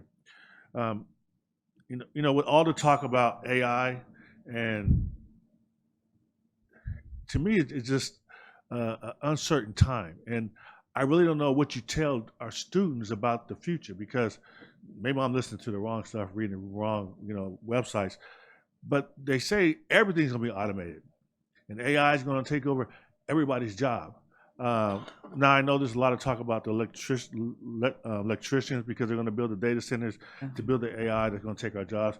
But I really think it just brings to a point that we have to be agile, because no one can truly predict their near future. So we have to keep our finger on the pulse of where the industry is and where the jobs are, and how our students are going to be able to make that money. And I really think that, and I've always felt that it's my job as a board member to make my students more competitive than the students in surrounding districts. So whatever it takes for us to do that, that's the investment we have to make. And then on the internships, you made a statement that you got this new thing with the county 2 years. I just have to correct you, because I was a student aide at the county 46 years ago. I started working at the county in 1980 as a high school senior, and they had a student aide 1, student aide 2, and student intern positions, and it made a huge difference. Now you got to remember this, because this is important. I saw the job application in a newspaper classified ad, and it was an ad for a student aide. My dad literally cut the ad out and said, "Hey, you might want to apply for this." And I applied. I rode the bus from my house to the office on Fifth Street, applied for the job. Long story short, I got the job as a student aide. But what we don't tell enough for our students is a lot of jobs are about relationships. Me getting the opportunity to work at the county gave me the opportunity to establish relationships. So I went from that student aide to automated systems tech to automated systems analyst 1, 2, 3, into managing, multiple IT and departments. But the only interview that I had where I wasn't sure about getting the job was my first interview. All the other positions that I promoted to, I knew I had that job because I had talked to somebody before the interview, if I even had the interview. And that's the reality of it. So we need to give our kids access. I think we need to do more paid internships. But the one thing I hope we don't lose sight of is we have to make sure that the kid who's disenfranchised, doesn't know anybody, doesn't have the hookup, not related to anybody in the district, they have a chance to get that job. Yes. Even in our district, there's too many internships that go to the kids of somebody that works in the district. We have to make sure everybody has access. That's the key. And we talk to the county, we have to tell them the same thing. We want to create positions so that the kids of the county employees can get the jobs. We know some of them are going to get the jobs, but you have to leave some positions available just to the kids who are sharp, have the potential, and want to work. And if we don't make a conscious effort to do that, you'll have a whole lot of students locked out. So I'm always going to fight for that student who is disenfranchised and is not connected to the jobs.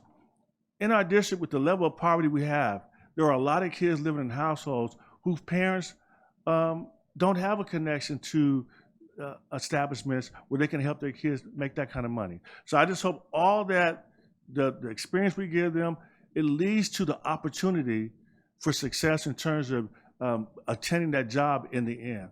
Thank you very much. Thank you. Mrs. Alexander. Thank you. First and foremost, great job. Thank you so much for the presentation, and great job to all of your staff. A lot was shared today, and I just like to connect the dots because we had a call out, I believe, from our last review, was to share with us the data. How are we doing with the schools? How are we doing with the different ethnicity groups and groups in general? And you did provide us with that data. And so I just want to say thank you. It's definitely informative, and it helps us out in terms of seeing how we're tracking. But most importantly, I like the fact that the continuous improvement, where you defined, okay, what are we doing next? And engaging with family engagement as well as our business partners. So I really appreciate that. One question that comes up in my mind is that certification piece, because it is important, and I always tell and share the story of what we do with our pathways and how we're preparing our scholars when it comes to certifications. But one thing that comes to mind is sometimes they have deadline dates. So how are we managing that with the certifications to ensure that when these scholars are receiving their certifications for those particular disciplines, that they understand if there is a deadline date, how to go about recertifying?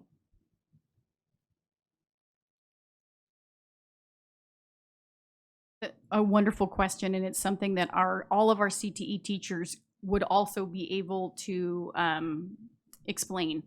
They work very closely with the students, and that's a really good question, because what's the good of giving a one-year certification if the day after they graduate, their district email doesn't work and they don't know how to recertify? So those are very real conversations that our CTE teachers are having with the students as they are working through those certifications. Part of the conversation is also if the 1 year or 2 year potentially certification is expiring, for the students to create and maintain a Yahoo or a Google personal email account that they will be able to check in perhaps a year from now or 2 years from now, and also to select on those certifications to be notified prior to the certification expiring. That is a wonderful question. It is definitely something that our CTE teachers are working on during the certification process. Great, thank you. I appreciate the intentionality, because that's important. The other one was in reference to the pathway alignment. I like the scalable approach, but the question that comes to mind is, what happened to those students that actually were in those programs and they invested in the certifications? And how do we address that to make sure that they were prepared for success when we retired those programs? So the reason we retired the program is we found the possibility of them being merged, and there was a curriculum overlap. Okay. We did it very strategic. So before, it was the same industry sector, and then we were having two different pathways, and when you really compared the curriculum, it was such a overlap. And again, previously, sometimes the students don't know which pathway, what they are really going to do. It is more the exposure, that hands-on real-world experiences that matter. So the students, the teachers came together, they looked at the curriculum and say, okay, there is only 6 students here, but this is giving the same industry exposure and certifications that this pathway will be having. That is why you found that we don't have like zillions of pathways that we could merge. We were very strategic about making sure that these. And then some of them that we retired was making sure we finished that cohort of the students. We didn't just say, okay, you are now 30 students sitting here, but we are going to retire it next year. You don't have anywhere to go. Once we completed that, that's when the retiring happened. And also because sometimes for that specific skill set, you may not find a teacher that would have that industry expertise. That is why we had to be very strategic in how we did things. And some of these school leaders really, they work very hard with their program specialists and with the CTE teachers to make this happen. Great, thank you. And then my last question. So with reframing in a way how we're structured, how are we making sure that these programs are preparing our scholars for the future when it comes to infusing robotics or any type of technology, because it's changing on us. I mean, even AI, there's so many different versions of it, I can't even keep up. So Right. how are we making sure that we're making sure that these students are being prepared for tomorrow?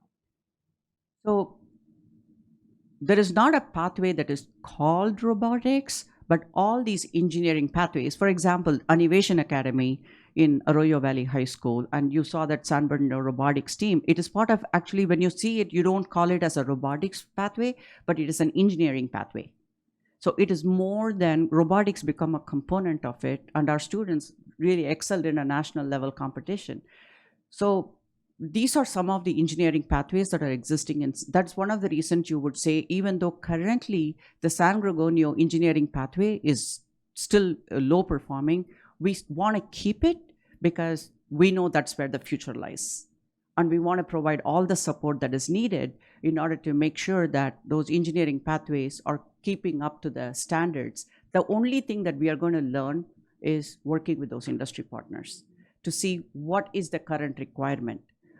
And to your point, and again, Mr. Tillman mentioned it, we don't know what jobs we are preparing our students for. But all we can do is, at this point of time, how can they think outside the box? What kind of critical thinking can we develop with that? How do we navigate real world situations? What are those engineering concepts that we can teach them through those concepts, which is transferable to any kind of jobs that they would take in the future, which is currently available now, or they are not even available. So we are only preparing for the students to learn how to learn. So that is kind of the approach we are taking. And as and when we see, we are looking around from other districts too. Right now our focus is on AI. What does that AI pathways mean? How can we build AI pathways in AI into several of these pathways is one thing we are doing, and because that's what is there everywhere. So we are keeping our eyes and ears open. We are seeing what affluent districts are doing. We don't want our students not to have that competitive edge. That is where institutions like these linked learning alliances and all these professional institutions help us. Hey, go check that district. They're doing an amazing job. So that is how we kind of get wind of it, and then we go and walk those pathways. And you have invited us to actually one of the robotics pathways. We are interested to see that. And if there is something that we can incorporate into our pathways, we'll be happy to jump on it. I appreciate that. I just kind of pulling on it a little bit, not just engineering, all of these pathways, there's something that we can pull on with our industry partners as it relates to robotics or technology. So I just would like to encourage to make sure that our industry partners are bringing in that information and that knowledge, because all of these pathways, regardless, there's something of the sort. And I always equate it to when I started working. There was a fax machine, I think it was telefax, and now we don't even use those. And that's 30 years. Yeah. So we just want to make sure that we're keeping relevant and we're providing the Correct. students with the nutrients so they can be successful when they Yes. go into the workplace. Yeah. Thank you. Yeah. Ms. Rosales Medina? Thank you so much. First of all, thank you all for your leadership and in not giving up and pushing forward and setting the example and exceeding our expectation. I'm really excited. I know that Mike Gallo brought this forward, but then I know how important it was to also include our labor partners, many of our partners that join in, because at the end of the day, how can we recruit from within? And making sure that our students are getting into those positions, and about an opportunity. At the end of the day, it's about those opportunities that many of us, I know myself, didn't have.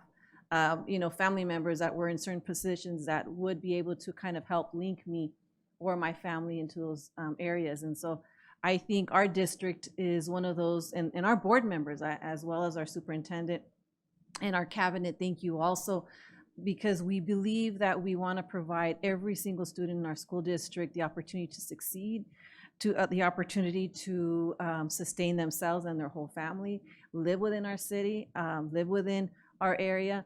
I also pose this question to the city. Can you imagine if we had partners in both sections?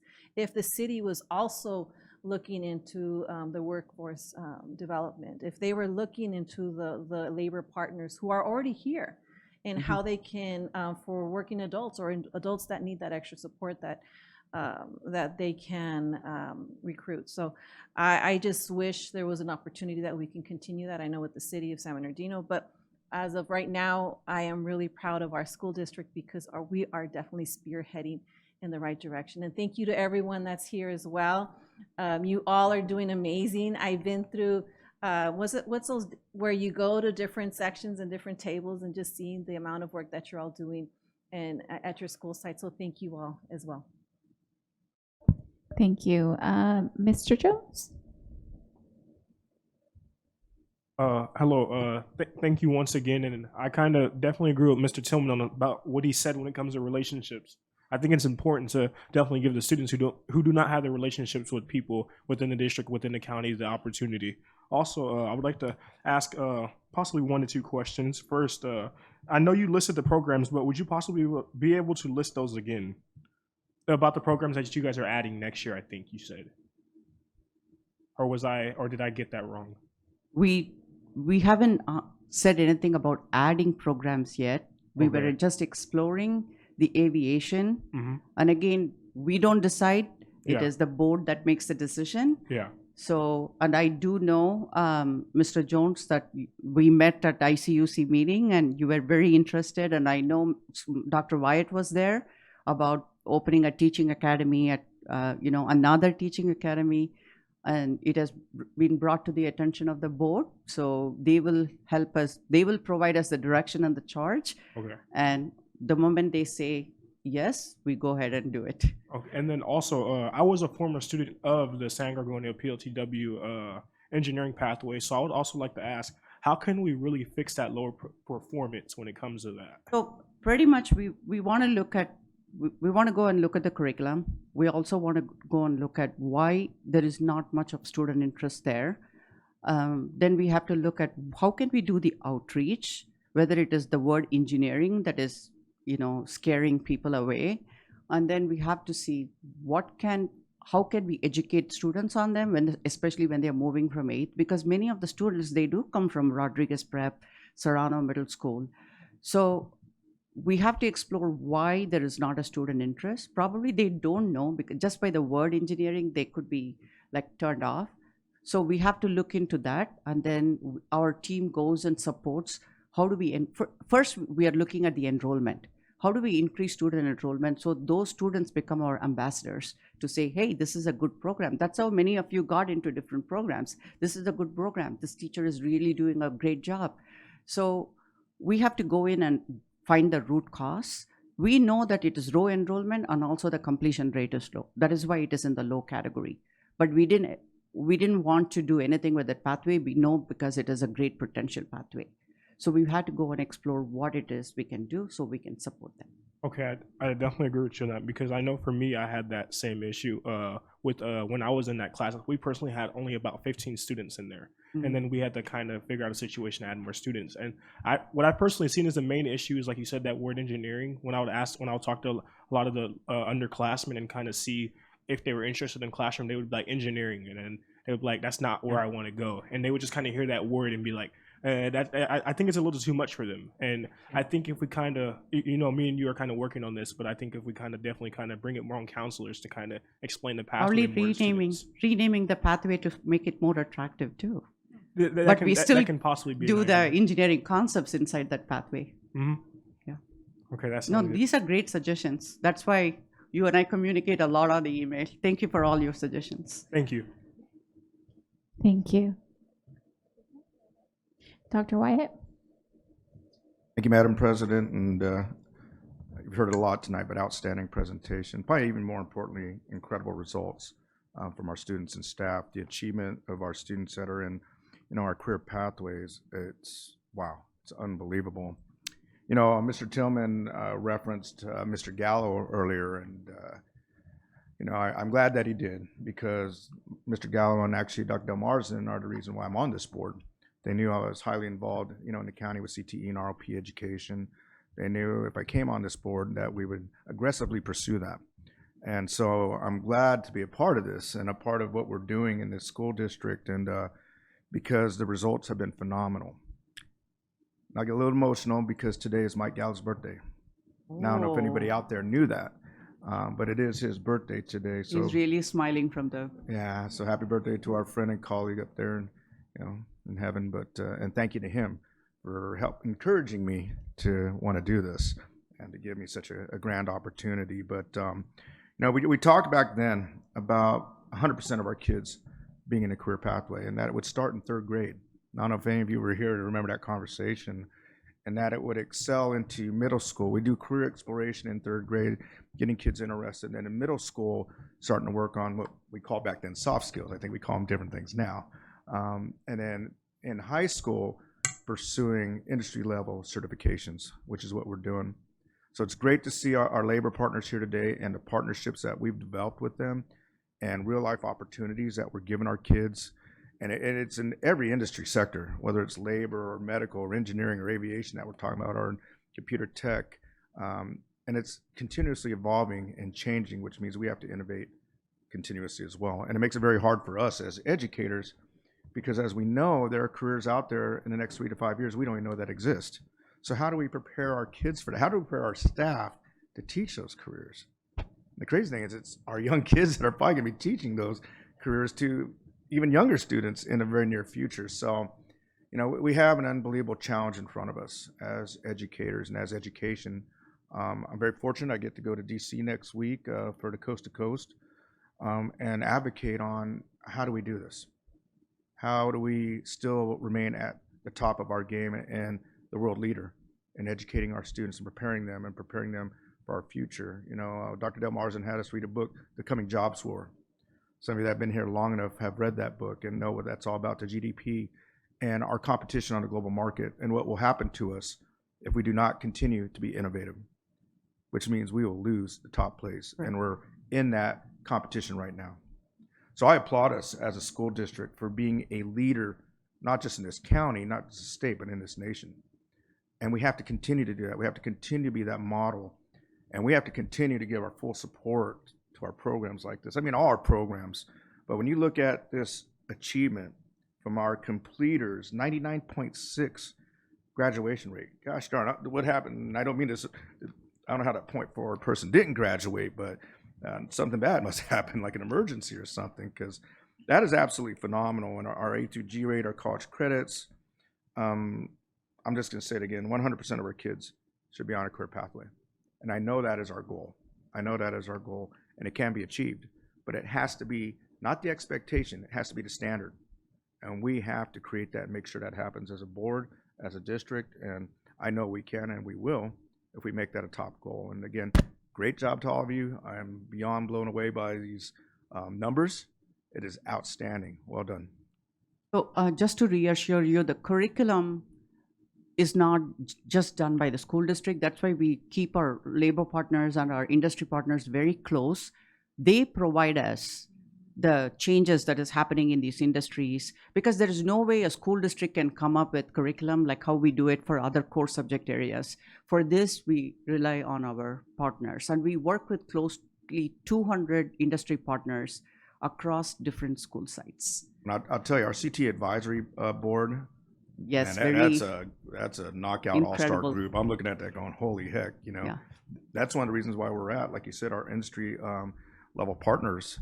And you know, I remember, if you remember, when you do your CTA, ROP, we called them back in the day, our industry level certifications, there used to be a little checklist on the back every time we'd meet one of those standards, and it was pretty cool. So I know it's much more advanced than that now, but it's exciting to have the partners we do at the table. And again, I saw our partner here also, I can't think of her name right now, it's blowing my mind away, but you know, from our medical school right here in Colton. Well, CSU, that was through Mr. Ariano. Lozano, he was the one. Patricia Lozano, great seeing her. And so we go from every industry sector that you can imagine out there, and that's what we need to do, because there's no one particular sector for every kid, you know, and I think that's what's amazing. My son pursued the advanced certification in cybersecurity. Next thing you know, he's coming home a couple weeks ago, said, "Dad, I want to pursue robotics now." I said, "Well, you're going to pursue both because you're almost done." So, but that's how we evolve. And I know, right? A lot of money. No, I'm just kidding. But no. But I'm just excited that he's excited about pursuing another field. And that's what I think really makes us amazing at what we do, is to continue motivating our kids to want to learn and do more. So awesome job. Thank you. Mr. Santos? Thank you for your leadership, your passion. Your presentation was awesome, excellent, easy to follow. The numbers were awesome. I don't want to say a lot because everyone said mostly. With talking to Mr. Jones, you know, one of the questions I had for your lower performing pathways, and I'm sure you've thought of everything. You know, maybe a different school, or seeing how a program, we could keep a program. Sometimes it may not be popular at A, but it may be popular at B, just a consideration. And from there, ditto what Mr. Tillman said, mostly ditto what he said. And that's the end of me. So I don't want to. They said. Thank you. Ms. Martinez? Yes, hello. I really appreciated your presentation. I learned a lot from it, and I also observed a lot. So I wanted to begin by saying I'm a student. I've seen firsthand, how skilled people are. Like, the new generation is genuinely built upon so much from the previous ones, to the point where there's so much talent. There's so much things that people have. And something I always bring up, there's different types of intelligences. Kind of like how you mentioned robotics. I have no talent in that. But for example, one of my peers, they're like a professional. Like, this is why I feel the need to ask the question, why do not all the schools have these opportunities? For example, I'll be talking to like the other student board members, and we'll be discussing this. Not all the schools have equal opportunities. And with that question, I always get the same response. Why not transfer? Why not do this? But with transferring, it's been a very difficult process a lot for students, and especially since, a lot of schools, like, they're full. Like, for example, Cajon's enrollment rate is very full all the time. And other schools, sometimes it's just difficult to get there in general. So I wanted to ask the question, how can we make equal opportunities for all these students, for all of them to excel in their personal lives? Thank you. It's a bigger question than what I can answer, because there's a lot of complexities that is involved in it, but I understand the way you're thinking. Nothing stops a student than the logistical nightmare of choosing a different school, unless otherwise the school is impacted. And Cajon is a highly impacted school. So, and then there is an IB program that happens in Cajon. So either you have to go through the IB program, or you have to live generally in the boundary areas. It's already one of the largest schools, right? So it is truly impacted. But there is an opportunity for other schools for you to go into. Cajon probably is not the right example for how the students will not be able to transfer, but all the other schools, you will be able to transfer to the transfer program.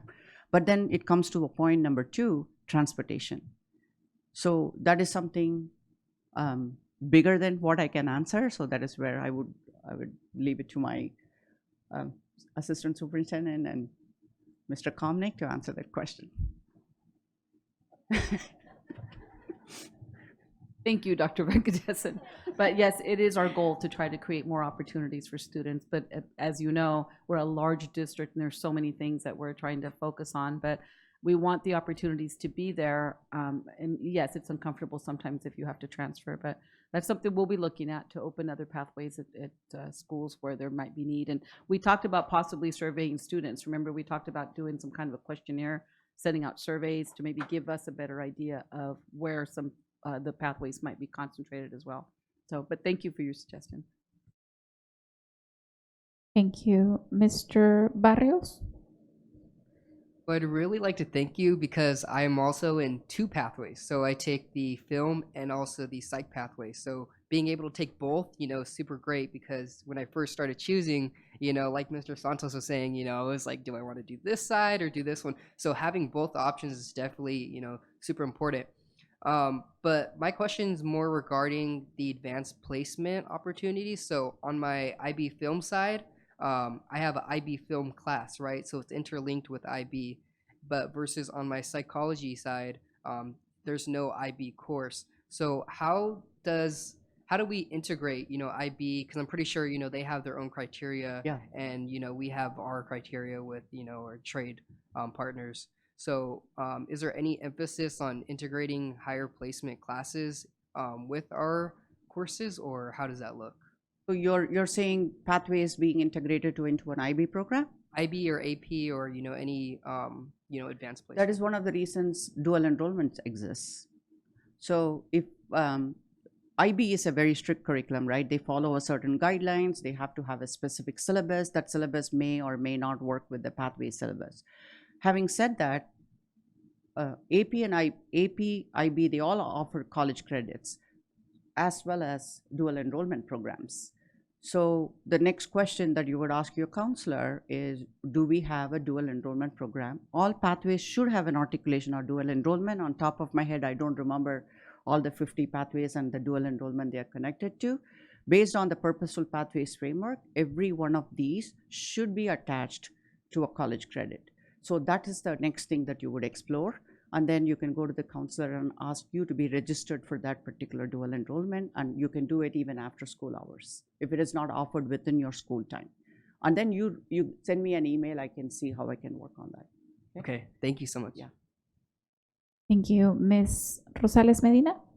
How proud are we of our students? And the fact that this is the reason why we have student board members, because you're asking the right questions that we may not necessarily see or hear. And so thank you so much for speaking and really addressing some of the questions and concerns that you have. So I'm really proud of that. And then because of the questions they did ask, first of all, I want to say I do support the expansion for the aviation pathway. So there's recommendations here. I definitely support them. I'm hoping the board would also support in how we can look at expanding it as well.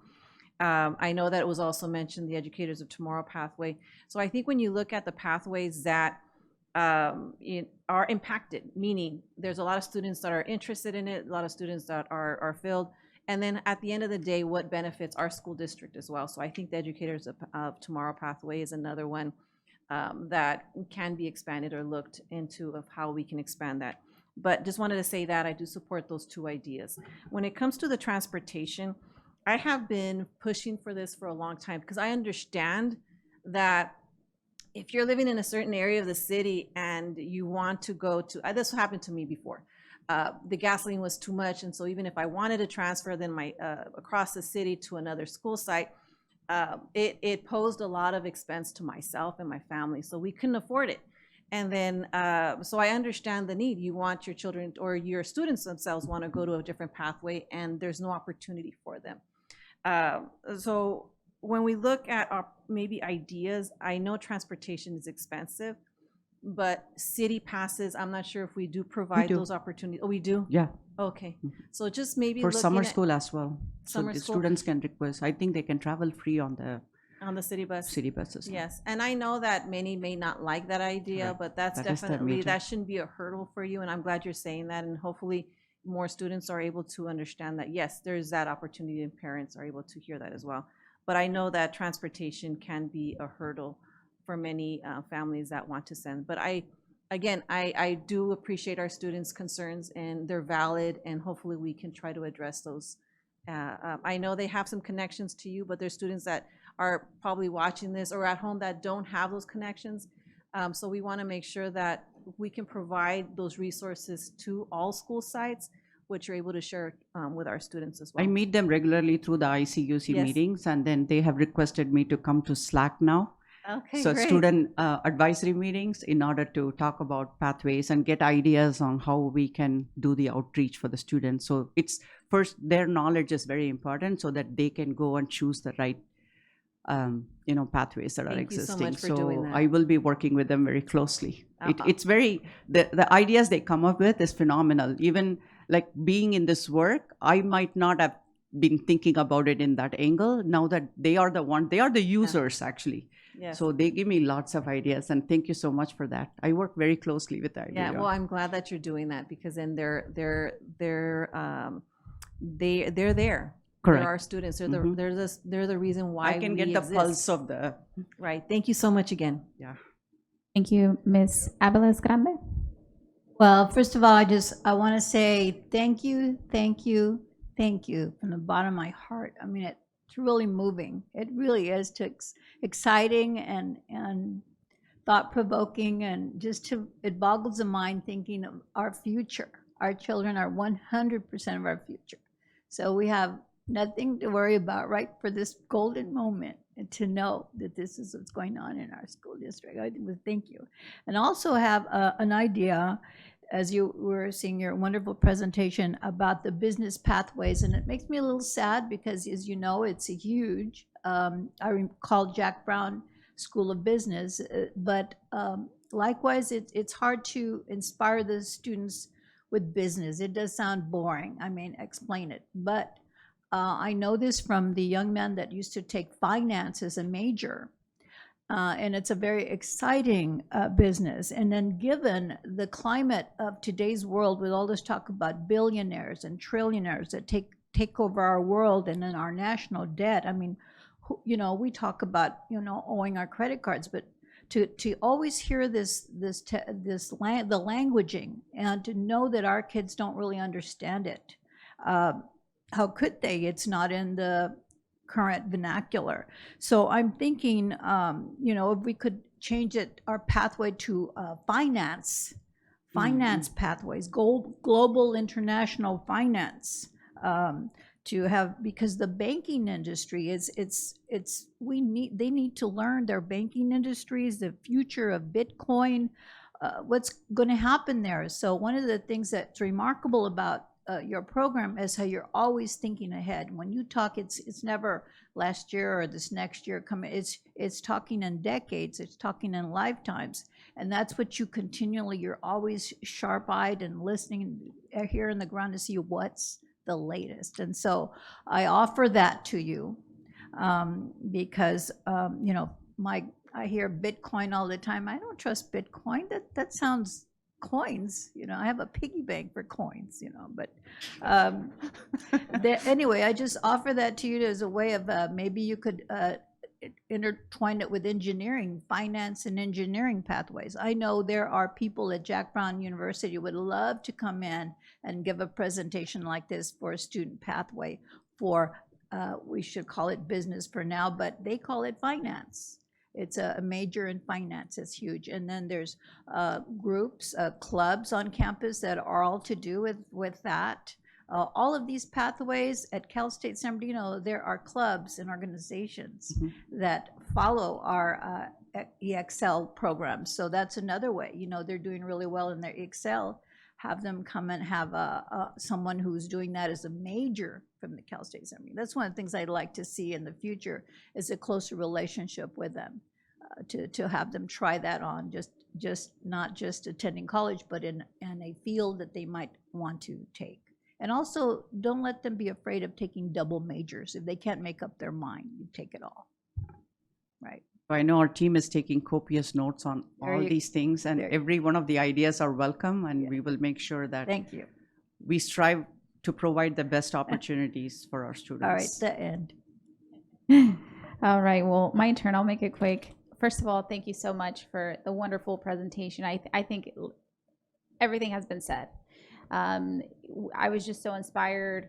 I don't know if you did such a great job on your video or your marketing or what, but you know, Ms. Avila's gotten in over here and I were tearing up, because just to look at the just opportunity really is what it is that we're providing for students that may not have that opportunity. A lot of times our kids don't know, and I speak for my own child, they don't know what they want to be or what they want to do because they've never been exposed.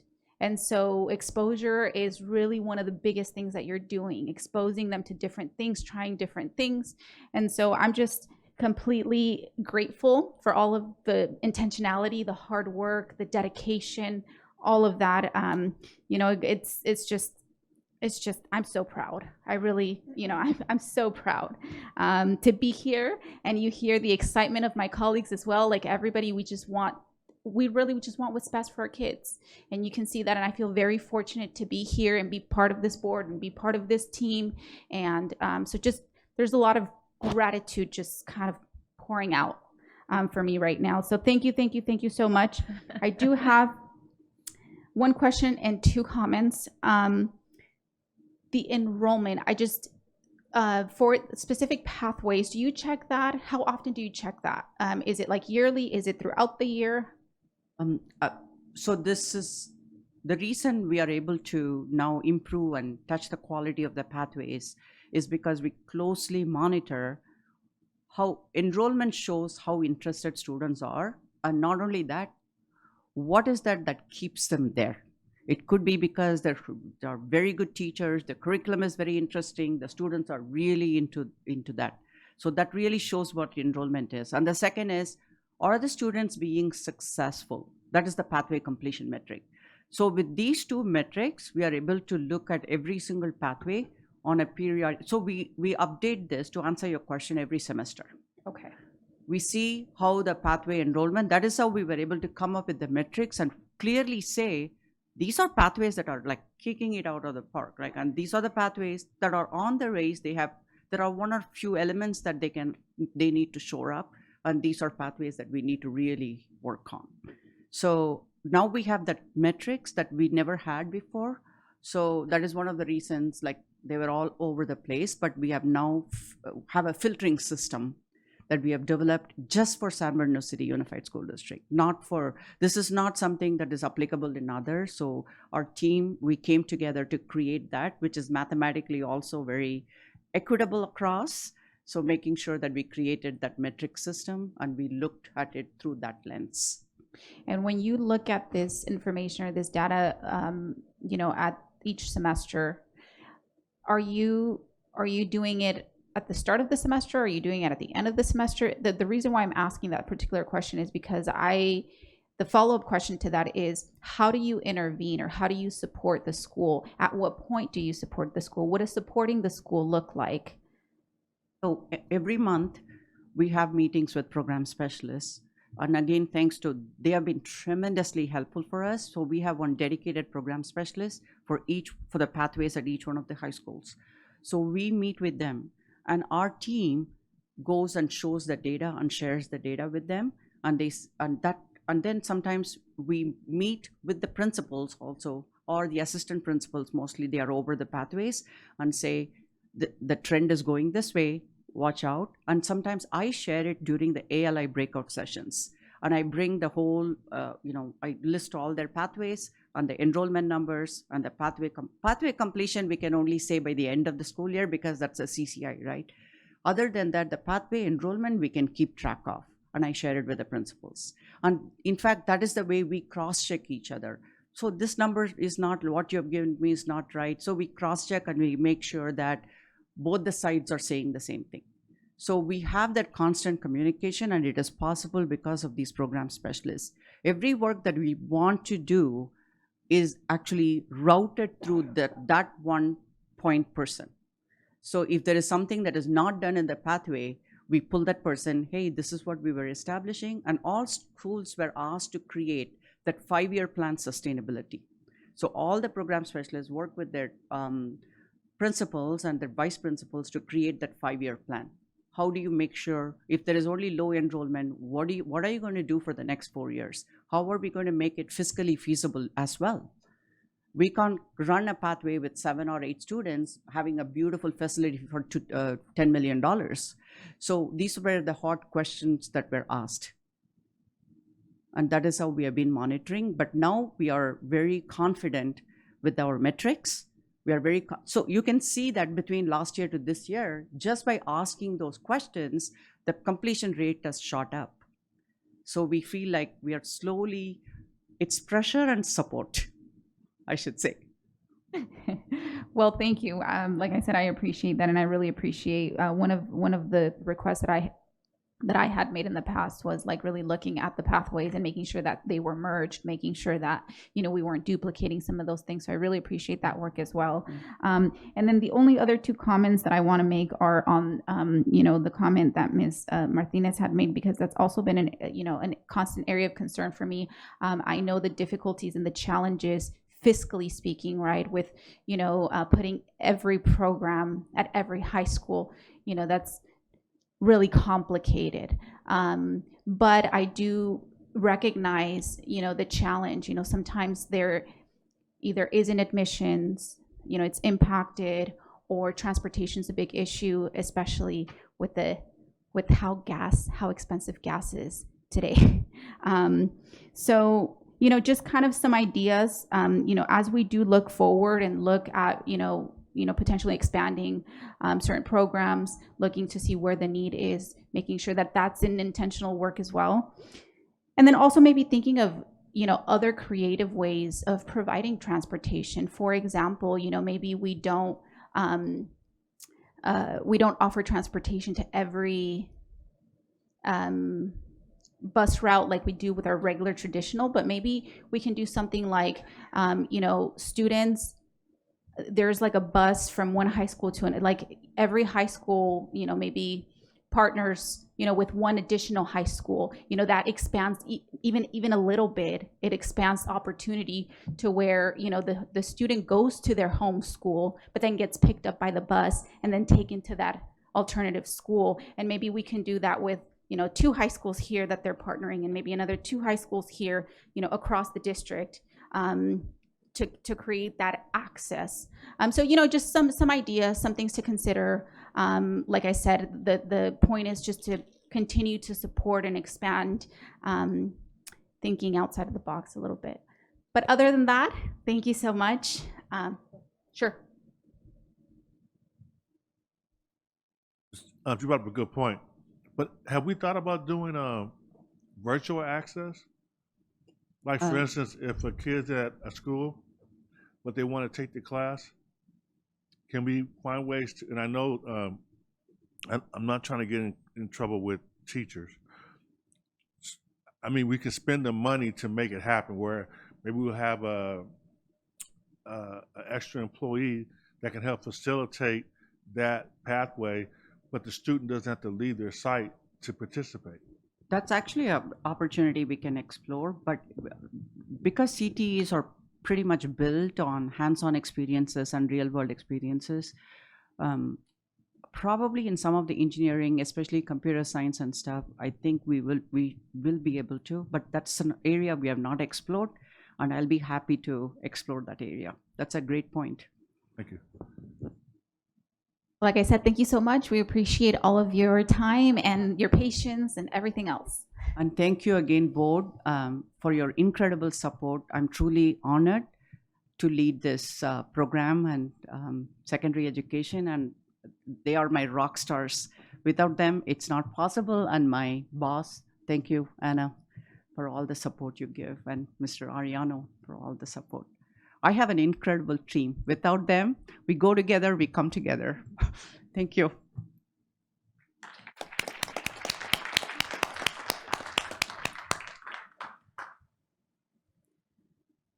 All right.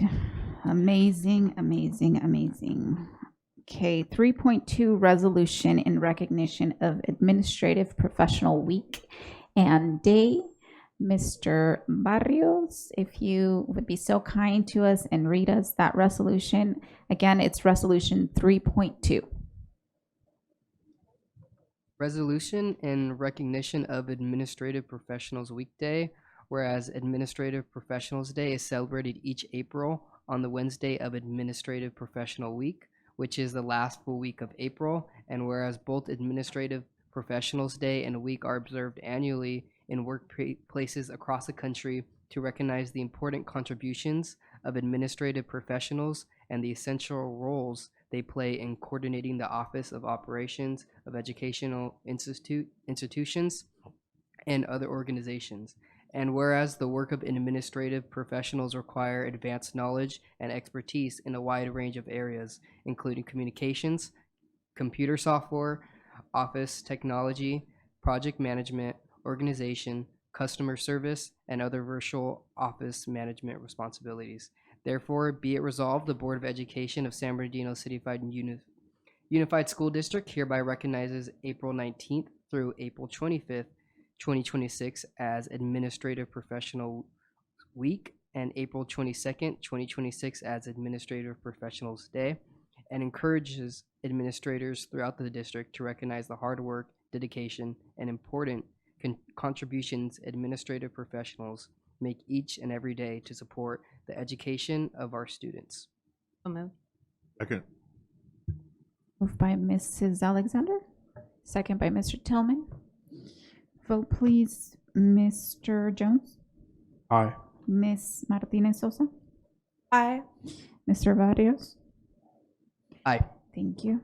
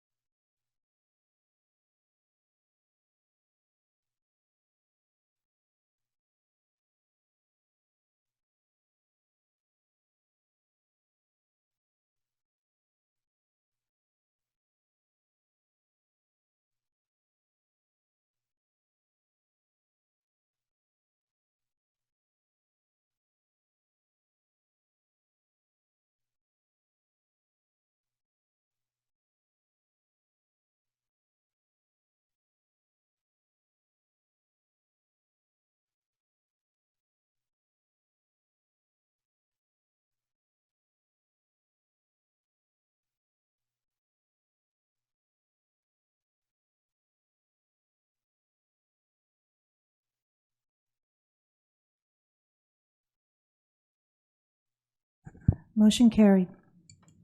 Thank you. 3.3 resolution in recognition of California Adult Education Week. Can I have Ms. Martinez Sosa read that for us, please? Resolution in recognition of California Adult Education Week. Whereas adult education in California goes back to more than 165 years, beginning with the first recorded adult school sponsored by San Francisco Board of Education in 1856. And whereas adult education provides educational opportunities, instructional programs, and services to equip adults with knowledge and skills necessary to participate as citizens, workers, parents, and community workers and members, ensuring that they have the education and skills to exceed in a competitive economy. Whereas the district's Inland Career Center, Education Center, formerly the San Bernardino Adult School, has served the community for more than 100 years with a core mission to provide a bridge to post-secondary education and the labor market through the delivery of quality education. Whereas the Inland Career Education Center, known as the ICEC, provides educational support for the programs such as high school diplomas, GED preparation, English as a second language, and citizenship preparation, as well as popular vocational and career technical education courses. Therefore, be it resolved, the Board of Education of the San Bernardino City Unified School District joins the California Council for Adult Education, the ICEC, and other adult schools throughout California in recognizing April 20th through April 24th, 2026 as California Adult Education Week, and recognizing the valuable role that adults in education plays in promoting lifelong learning and improving the economic opportunities for our entire community. Approved resolution. So moved. Second. Moved by Ms. Rosales Medina, second by Mrs. Alexander. Vote please. Mr. Jones? Aye. Ms. Martinez Sosa? Aye. Mr. Barrios? Aye. Thank you.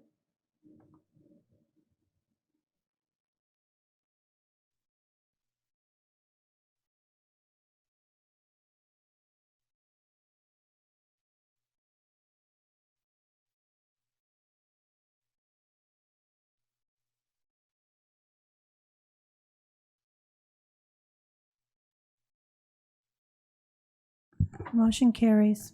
Thank you. Next, we have 3.4, recognition of School Nutrition Employee Week. And if I can have Mr. Jones read that for us, please. Thank you. Recognition of School Nutrition Employee Week. Whereas April 27th through May 1st, 2026 is School Nutrition Employee Week, and May 1st, 2026 is School Lunch Hero Day. Whereas nutritious meals at schools are an essential part of every student's school day, and whereas the staff of Nutrition Services Department are committed to providing healthy, nutritious meals to the district children, and whereas the individuals who prepare and serve school meals help nurture our children through their daily interaction and support, whereas school nutrition employees are the unsung heroes of education who make sure students have full stomachs and have the fuel they need to concentrate on learning during the school day. Therefore, be it resolved, the Board of Education of San Bernardino City Unified School District declares April 27th through May 1st, 2026 as School Nutrition Employee Week and May 1st, 2026 as School Lunch Hero Day, and expresses its deep appreciation to the valuable employees and commends them on their dedication to the children of our community. So moved. Second. Moved by Mr. Tillman, second by Ms. Medina. Vote please. Mr. Jones? Aye. Ms. Martinez Sosa? Aye. Mr. Barrios? Aye. Thank you.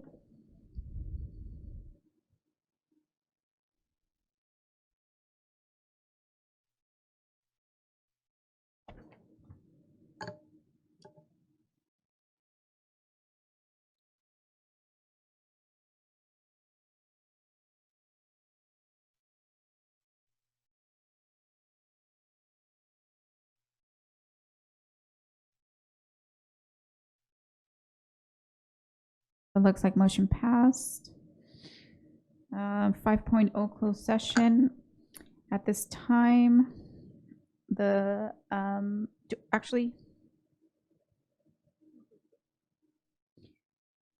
yes, we do have a closed session comment. You're right. Thank you.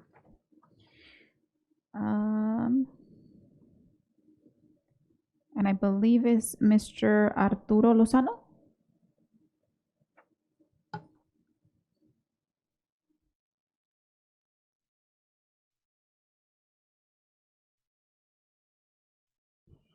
Good afternoon.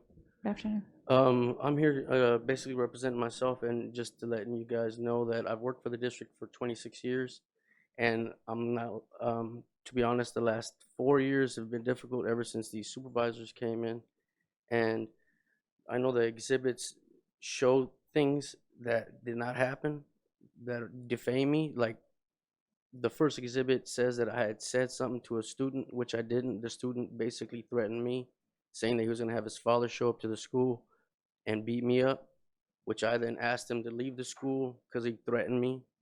And then later on, I found out that his father was the coach of a football team and his mother is a math teacher at the school, which kind of made me feel like I was blackballed, excuse my language, to look like I was the one that was the aggressor, but I wasn't the aggressor. I was just telling him to leave campus because he had threatened me and told me that he was going to basically have his father show up to the school and do something to me. And I felt threatened. So then I basically asked him to leave the school. If you look at the cameras, you can see he literally takes his backpack off, throws his backpack down, and raises his fist while I stand there in shock, wondering what's going on. And a lot of the other things also I feel are defaming. And one of the main things that kind of like didn't make sense was that Mr. Chavez kind of violated my personal health information by making me go to a doctor for something that even the doctor said I don't have that issue. And literally, like, everybody looks at me in the district like if I have a problem, but I don't. It's something that occurred back in 2006 when I was working at AutoZone. I was robbed with an AK-47 while working, and people think that I have some sort of illness, but it's not that. It's just I've worked past that to the point where I feel like it doesn't faze me anymore. Like, even being here, I'm a shy person, but I made myself come here because I've worked for 26 years real hard, and to just let it go, it's like not worth me not showing up. So also an incident occurred at Chavez Middle School where Art Vasquez was laying solution behind me, and I ended up falling and hurting myself. But prior to that situation happening, I was at Middle College. We were cleaning the office, and I slipped and I broke my fall with my arm. So the week after that, we were scrubbing the floors, and he had female custodians behind me laying the solution that's slippery, and I ended up falling. And then he tried to say that I said something, but I didn't. All I said was, that's not what you're supposed to do, that you're creating a hazardous environment. When I said you're creating a hazardous environment, that's when he said, I don't like that. And I said, what do you mean? He goes, I don't like what you just said. And I said, I'm just speaking the truth. You're creating a hazardous environment, not only for me, but for other custodians, because you're laying all the solution down, and it's slippery. And if we don't scrub it correctly, we slip. And then I ended up slipping, and I already had like bandaged arm, because when we called for me to, the number you call when you get injured, the lady literally said that if I went to the hospital, it would be a waste of time. But I felt on my arm like an indent. It was like it broke, and you could still kind of feel a little bit of an indent from it, which I ignored, and I still ended up going to work, doing my job, trying to work hard for you guys to make sure the schools are clean. So I'm just asking, since I worked for 26 years, the last 4 have been pretty tough, not only for me, but for other custodians, because of these supervisors. I've worked in the past when we only had 1 supervisor in the daytime and 1 at night, and now we have 10, and you don't even know who's going to pop up, or what they have issue with, or and things like that. And I also had an incident where Eugene Doc asked me to try on a shirt, like the new work shirts, and I told him I wear a 3X. He said, well, I need you to try it on. And while trying it on, he literally was like this close and made me feel uncomfortable Time. trying it on. Okay. Thank you guys. Appreciate you guys. Have a good day. Thank you. All right. With no further comments, we will now adjourn to closed session. Thank you. All right. All right. We're going to go ahead and get back from closed session. We're going to move on to 6.0 action reported from closed session. 6.1 settlement agreement JE-25/26-01. Do I have a motion? So move. Can I get a second? Second. Moved by Dr. Wyatt, second by Ms. Rosales Medina. Vote, please.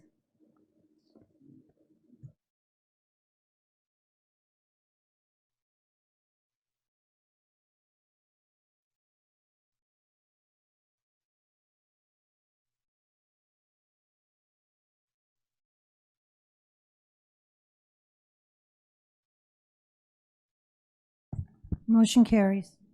Thank you. 6.2 HR-clash-25-26-01 Can I get a motion? So move. Second. Moved by Dr. Wyatt, second by Mrs. Alexander. Vote, please.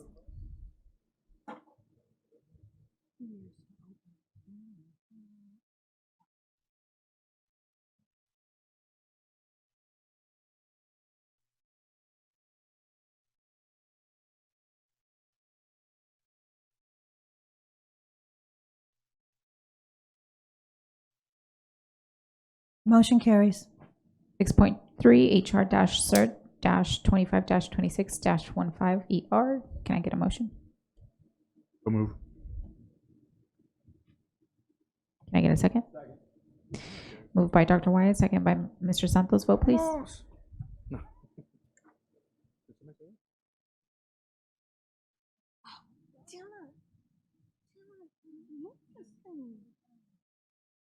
Sorry.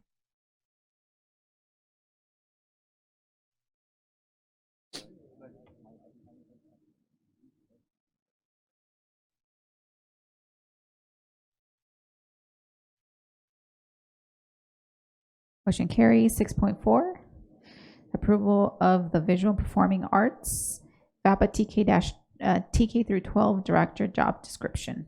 Can I get a Move. motion? Moved by Dr. Wyatt, second by Mr. Santos. Vote, please.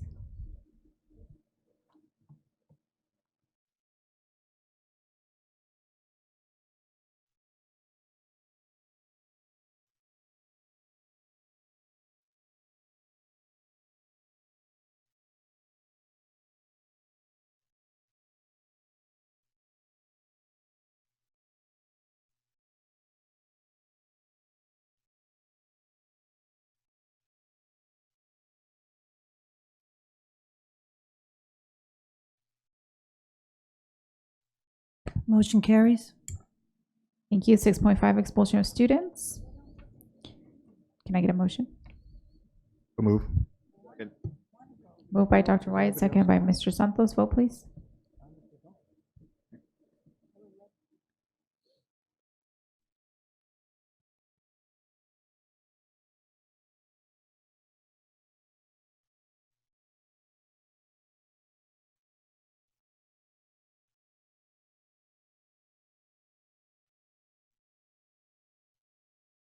Motion carries.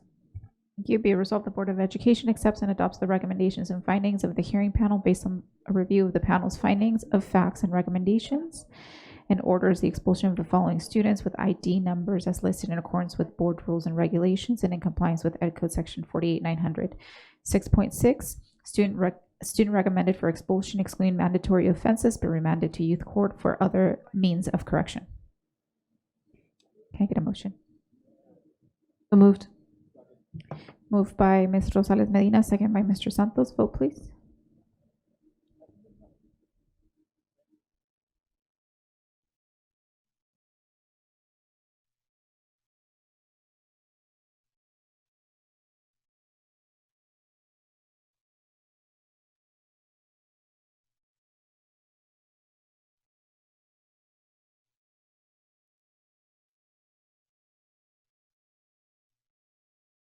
Motion carries.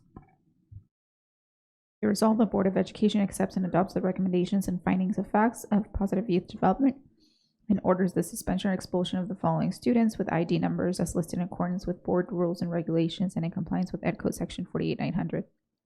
6.7, other closed session action.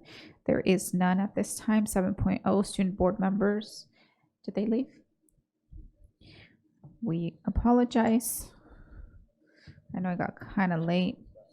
8.0, board discussion. 8.1, Time for Change Foundation's annual awards gala. The board will discuss and potentially approve a possible sponsorship for the Time for Change Foundation's 24th annual awards gala on April 24th, 2026. I'll open it up for discussion.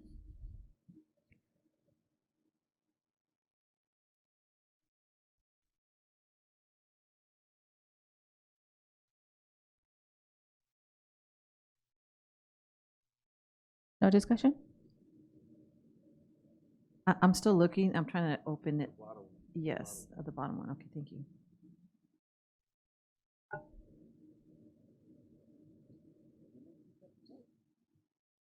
Do they do something in the district, Time for Change? No, they don't. I don't think so. Let me look at their application really quickly. I know that they support in different ways, but I think that would be more like towards the city support, not necessarily our school district. Mrs. Alexander? I would like to say that Time for Change does help families. So it helps formerly incarcerated women and their children. And I think the write-up did reference that this is to go and help the unhoused. I can't open up in my computer because I'm stuck. But there was a write-up about that. So it's not just city. More of an indirect. Were those all your comments, Mrs. Alexander? I was just explaining Time for Change. Okay, Ms. Grande?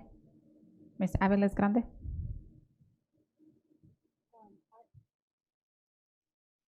I've attended this event for the last, I don't know, gosh,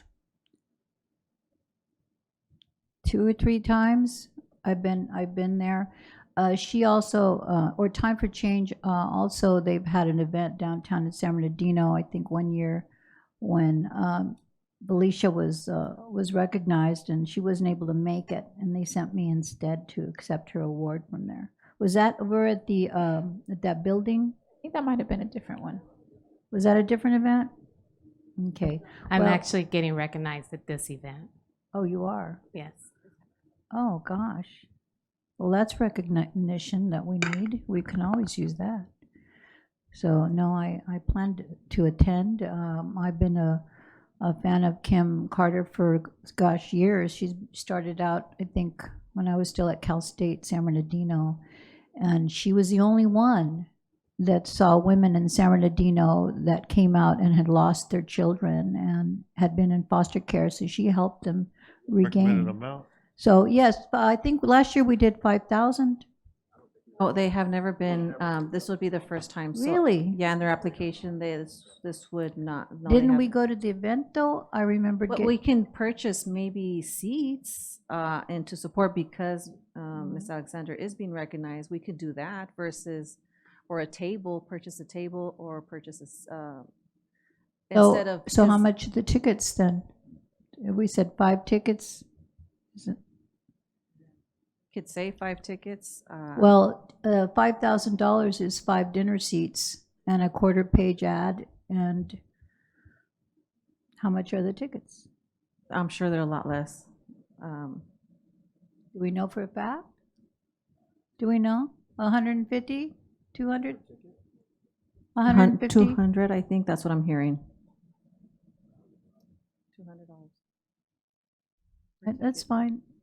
That's what I would like to, I feel more comfortable knowing how much the tickets are first. Yes, yeah. I heard, they're 200 each. 200? That's what I'm hearing, but if that's the case, then we can definitely support maybe for those that want to join in. I 5 think that would tickets. be Yeah. good. We could find 5 people to go, right? So And you I'm sorry, recommend are you making a motion? of I'm- $1,000? I'm a little confused. Are you making a motion or Oh, we're just okay, having I will discussion? make a motion. Okay. Ta-da! I'm here. I make a motion that we purchase 5 tickets. For 1,000? Amount of $1,000, okay. Yes. I'd second. Okay, is there any other discussion? So I had Mrs. Alexander's light. It was yours. Okay, and Ms. Medina? Okay, no other discussion? Vote, please. Clarification, it's the $5,000 sponsorship that has Oh, 5 tickets, or just 5 tickets? $1,000. $1,000, thank you.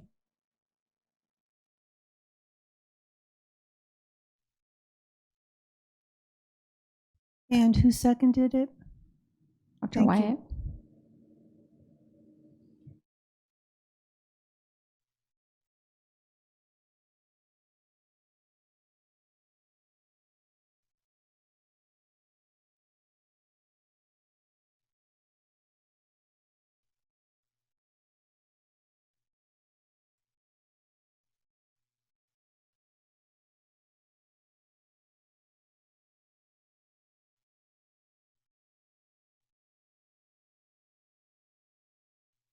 Motion carries.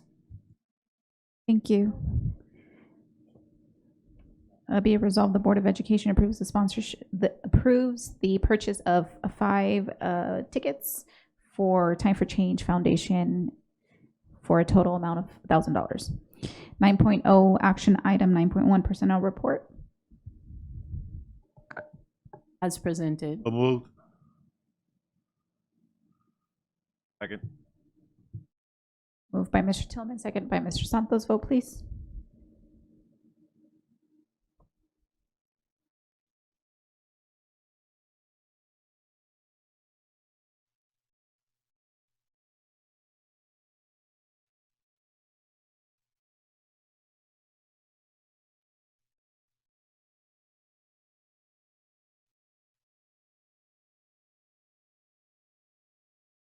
Mr. Tillman? Thank you.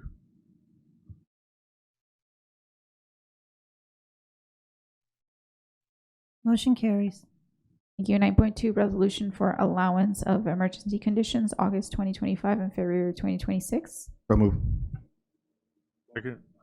Moved by Dr. Wyatt, second by Mr. Tillman. Vote, please.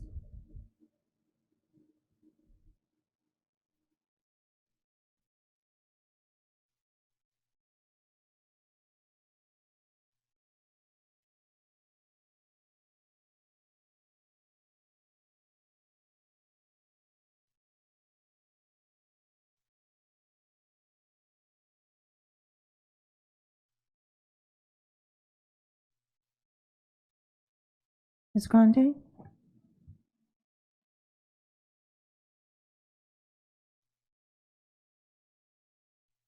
Motion carries. U 9.3 agreement between Department of Forestry and Fire Protection, CAL FIRE, and San Bernardino City Unified School District related to CAL FIRE Inflation Reduction Act grant for Parkside Elementary School in the amount of 1.5 million. Do I have a motion? So moved.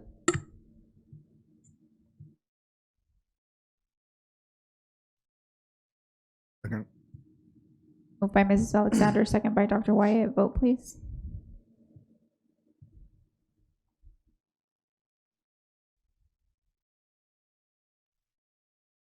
I got logged out, but I'm an aye.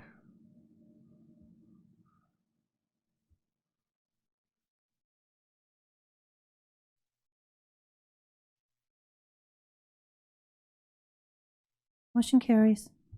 Thank you. 9.4 adoption of the 2026-2027 Board of Education meeting calendar.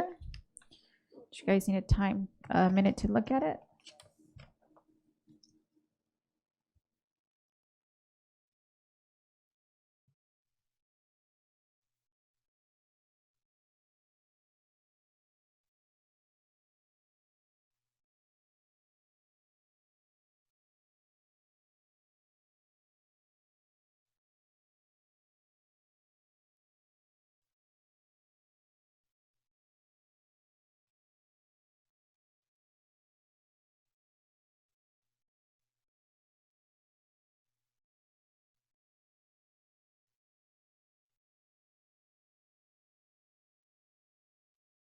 there a reason why we didn't have a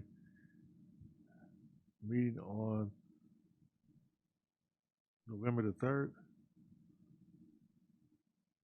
Election night.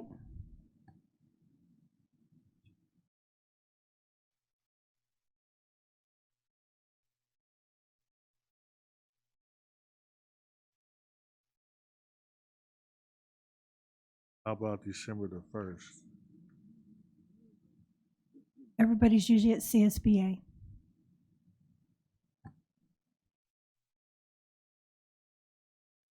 I want to do the one on the 3rd. I'm just saying, I guess we could add one if we need it, but when we go November, December with one meeting, sometime, yeah. And we have had meetings on election night. It could be a sad night, but yeah. You see me crying up here, but hey. No, I'm fine with it. I think we should do it on election night. Honestly, No? it's a distractor. What? Really? No, meaning that it's good because it helps us, distract from the anxiety of the election night.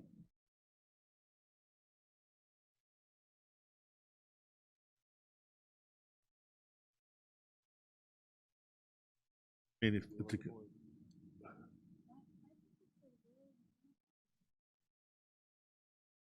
okay. Okay, so this,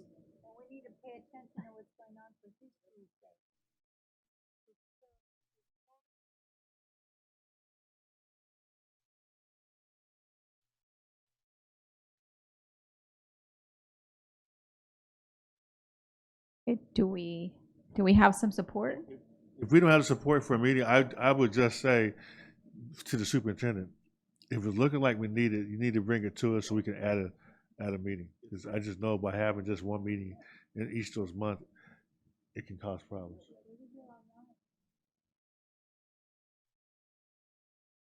No meeting added, no meeting added. All right, so we approve as is. Can I get a It's motion? an action item though, right? I'll motion to accept the calendar as drafted. Second. Thank you. Motion by Dr. White, second by Ms. Aviles Grande. Vote please.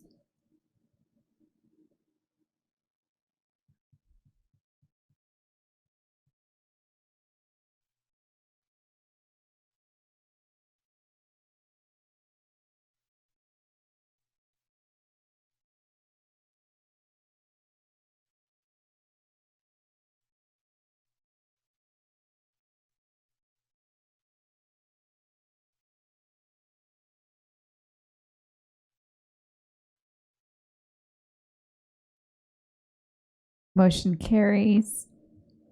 9 point, no, that was for 9.3.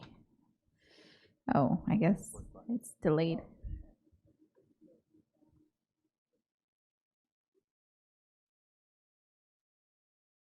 Mr. Tillman?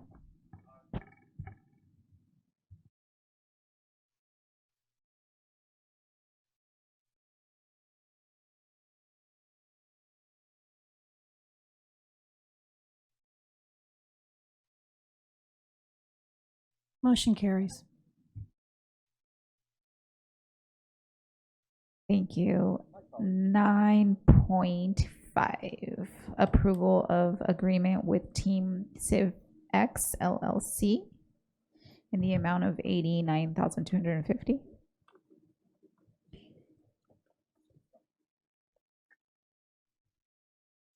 Mrs. Alexander? Just had clarification, and it's just more of a point of reference. We can't always do this. I just want to make sure that we emphasize local to try to support businesses that are local. That's it. I just noticed that they're not. But when we can encourage that procurement process, I would like to see if we can do that as much as possible. Thank you. Can I get a motion?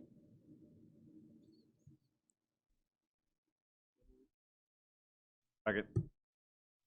Moved by Mr. Tillman, second by Mr. Santos. Vote please.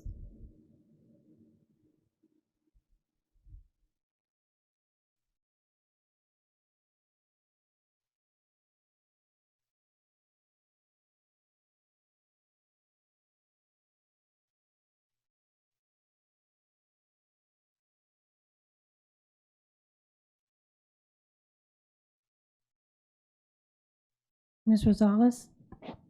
I can't, I'm logged out, but I'm able to look through the district website for the agenda. Aye.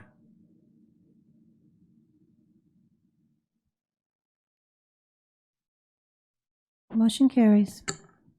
Thank you. 10.0 consent items, 10.1 approval of consent list. The following items are grouped as a consent list for receipt and approval as one vote. Are there any items to be pulled for discussion?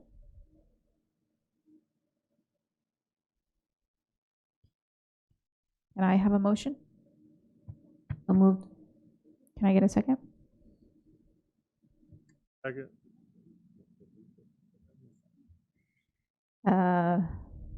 Motion by Ms. Medina, second by Mr. Tillman. Vote, please. Aye. Mr. Tillman?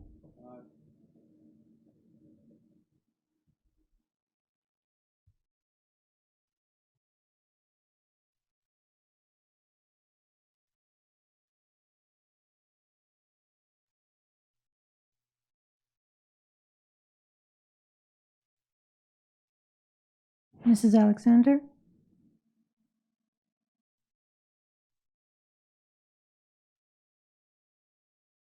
Motion carries.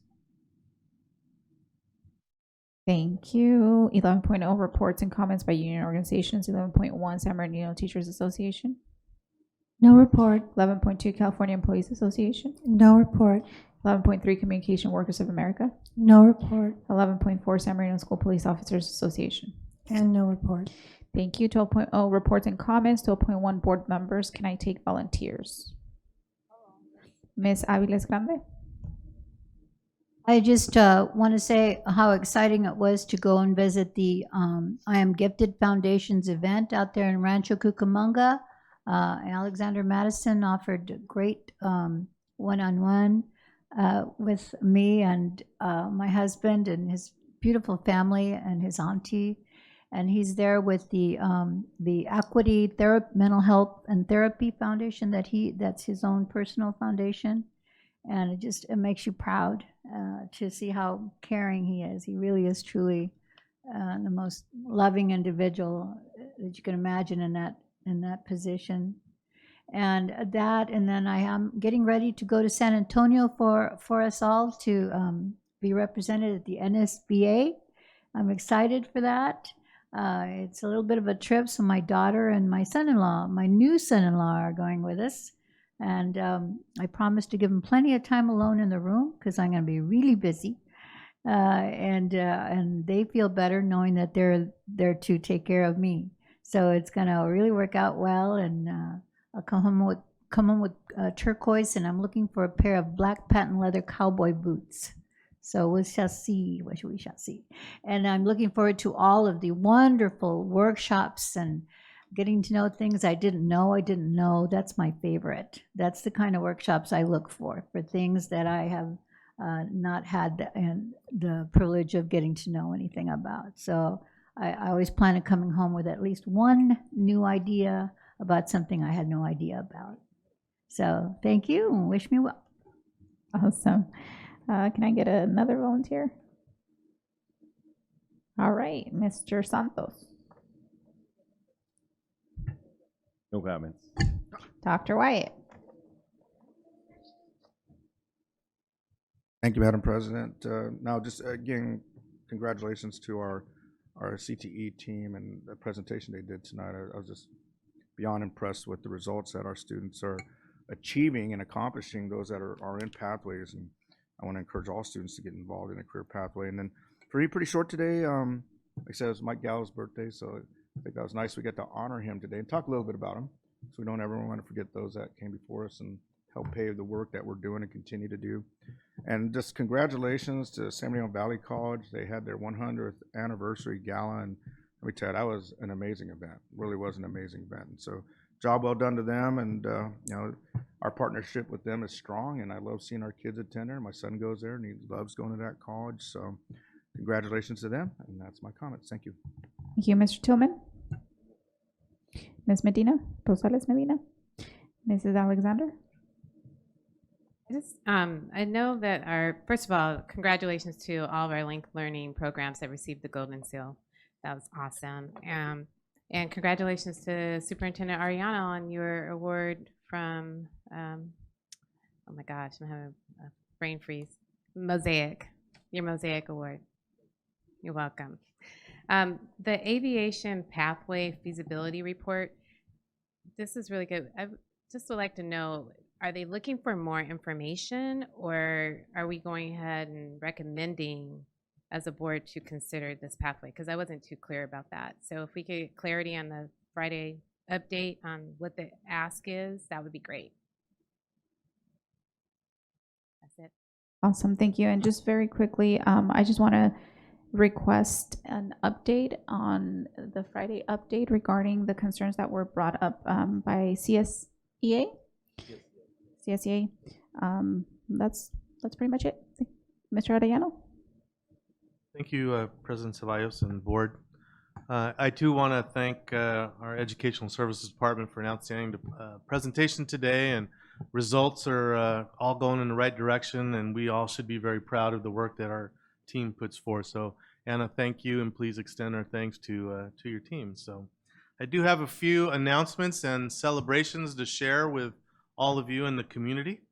Coming up on April 24th, many of us will be attending the celebration at the Disney Hotel, where the California Department of Education will honor all of the schools in California that earned California Distinguished School, schools that earned the Dual Enrollment Exemplary Award, and the schools that earned the Green Ribbon School. And fortunately for us, we have 4 schools in the Distinguished Schools section. I know we've been celebrating that for a couple weeks.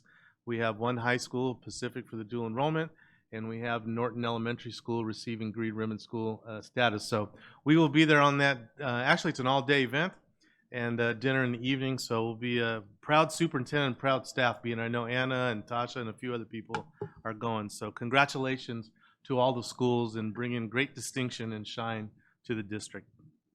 Next slide. I'm also very proud to announce that this year you see a list of students who will be earning either full ride for 4-year scholarships or $2,000 per year for 4 years as part of the CSUSB Presidential Academic Excellence Scholars. Unfortunately, the list they provided me didn't share which ones get which, so I'll bring that back to the board. I'll put it in the Friday update, but it's just amazing that we have kids right here in San Bernardino who have been selected by Cal State San Bernardino President Tomas Morales to earn these scholarships. So congratulations to all the kids that are on the list, to their parents, and to all the teachers and principals and vice principals and staff, support staff that poured into our kids. So very proud of everybody. Next slide. I want to thank the Riverside Art Museum for the invitation to tour the Cheech Marin Museum of Chicano Culture and Art. It was an amazing tour. I had not had a chance to be there. So amazing work of art. If you haven't had a chance to go through there, I recommend everyone go. There's a lot of artists from San Bernardino's. Their art is represented. I had no idea. And so, you know, lots to be proud of. And I just want to thank the Riverside Art Museum because they also reached out because they want to do collaboration. So I have hooked them up with Scott Nelson, our current coordinator of VAPA, where we will be coordinating not only field trips, but also collaborative experiences where the museum will come and teach kids different pieces of art and artwork and art history. So I want to thank them for including us in San Bernardino as part of the Riverside effort of Arts and Museums. So thank you for that. Next slide. As I mentioned to you last time we were together, I had organized a series of events that we called the Superintendent Spritz, Springtime Spritz. And the purpose of these meetings was to invite all of the people behind the scenes and let them see all the accomplishments that this district, based on their efforts, have helped us reach these last couple of years. And so we had, as you see, over almost 200 people in those 2 events come and hear all the achievements that the school district has accomplished. And I made it very clear. I said, if you're asking yourself, does my work matter? I said, the proof is in the pudding. The answer should be yes. And so it was a good opportunity to thank all of those folks at the district office, secretaries that don't get the limelight or the FaceTime with us ordinarily, and so it was well received. I want to thank Mary Ellen and Mr. Santos for coming to the last event. I really appreciate that. And if you want to come, by popular demand, we had to add one more day. So Katrin and the ladies in the office have put together one more day, April 17th, 9 o'clock, here in this boardroom. Board members, you are welcome to come. I want you to know that I also brag about all of you and say that, you know, your impact, your leadership has been really helping us move forward. So you're more than invited to be here. We'd love to have you be here and say a few words to the team. Thank you. Next slide. And just want to thank Chief Gutierrez on a smooth transition into the new position. We've had an opportunity to meet where I shared with him a list of objectives, not only that came from the superintendent, but objectives that I've collected from all of you as we were working to select a new chief. I know at some point he will be meeting with President Ceballos and perhaps maybe the board to get a deeper understanding of what the board wants and to better understand the philosophy that this board has put forth over the years. But just want to thank Chief for a smooth transition, and good to see you and Assistant Chief Donahue wearing your officer. You guys looking good over there. But Chief, thank you for being and wanting to be with us. Appreciate it. Looking forward to working with you. And his meet and greet is scheduled for May 5th, 2026. We'll have it right before board meeting, so we're excited to welcome you to the community, sir. Next slide.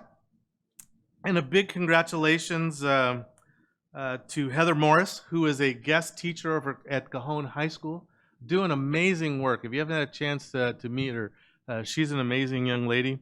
The National Black Grads Organization has selected her as the Dorothy Ingram Educator of the Year. And one of the quotes that they provided me was, in speaking to Heather, was, "Your work reflects the legacy of Dorothy Ingram, uplifting students, opening doors, and making sure that young people have opportunities to succeed." So we will be celebrating Heather at the Black graduation ceremony at Cal State San Bernardino coming up on May 3rd. So Heather, if you're listening and watching, congratulations. We're very proud of you. Next slide. And of course, Major Williams just continues to have high standards and push our kids to be the best versions of themselves. So I love that he keeps sending us information about how his cadets are doing. This is a picture of the cadets with other cadets from other school districts who participated in a rigorous leadership training, which included Army physical tests, rappelling course, tough obstacles, land navigation, 2-mile runs, team sport activities. And I just really appreciate Major Williams for giving our kids those experiences. I think you heard someone say earlier, when the kids see themselves in there, then they know they can do it. And so I just want to thank Major Williams for continuing to pour in our kids and making our schools shine and kids shine at Arroyo Valley. So lots to be proud of. Next slide. And this is a kind of neat story I want to share with you. Jesse Venegas is a math program specialist with the San Bernardino City Unified School District, who is also a homegrown kid who went to school in our district, who went to Arroyo, who was in the CTE Teacher Academy program, their CTE program. And he was invited by Cal State San Bernardino to be the keynote speaker at the yearly teacher, I think it's called the, the Teacher Celebration of Teaching event. And so he gets to speak in front of the candidates who are finishing their teaching credentials. So Jesse, congratulations. We're very proud of you. Good to see a homegrown kid still be here in San Bernardino making a positive difference. So kudos to you, Jesse. Next slide. Want to also recognize Crystal Fuentes. She is a student at San Bernardino High School who was selected by State Superintendent of Instruction Tony Thurman and recognized for the writing that she put. As you know, every year our Ed Services Department puts together a body of work of students' essays and poems, and somehow Tony Thurman got a copy of it and found her writing essay, I believe it was.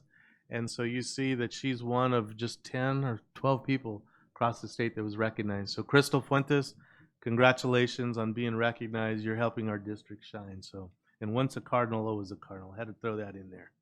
Next slide. Big congratulations to San Bernardino Valley College, Dr. Gilbert Contreras, president of the college, on a wonderful 100th anniversary gala. It was a beautiful event, very classy, very well done. They recognized a lot of Valley College graduates from the past, names that you would remember like Jack Brown, Judy Valles, who was president of Valley College for many years. And we ran into old friends. I have some pictures there of somebody I kind of grew up with. I hadn't seen in 20 years, he and his sister. So I saw so many examples of people who hadn't seen each other for a long time. So congratulations to everybody at Valley College. It's a great institution of academics, and I know the board and I very much appreciate the collaboration and working relationship that we have with them. Without them, we would not have had 61 graduates last year earn AA degrees. They are our partner in that. So great things happening between the district and the university. And so I want to end tonight with, next slide, with my famous question. Are you from San Bernardino? And the video will give us the answer.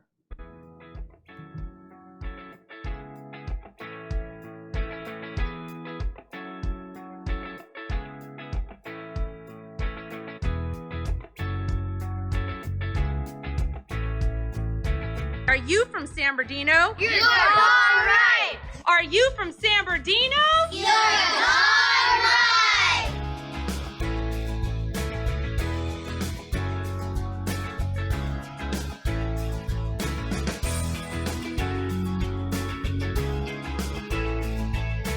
Are you from San Bernardino? You're darn right! Hey, are you guys from San Bernardino? You're darn right!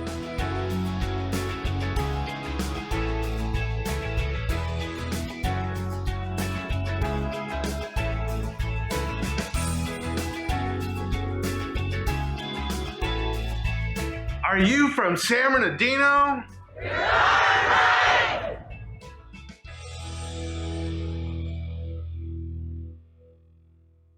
Great things happening in San Bernardino City Unified School District. That's all for tonight. Thank you. Thank you. Thank you. Thank you. 13.0 summary of board members' requests. 13.1 review of requests. Evening. For tonight, we have 3 requests. The first request is from Mrs. Alexander. Regarding the procurement process, Mrs. Alexander requested that the district prioritize supporting local businesses as much as possible and consider outside vendors when necessary.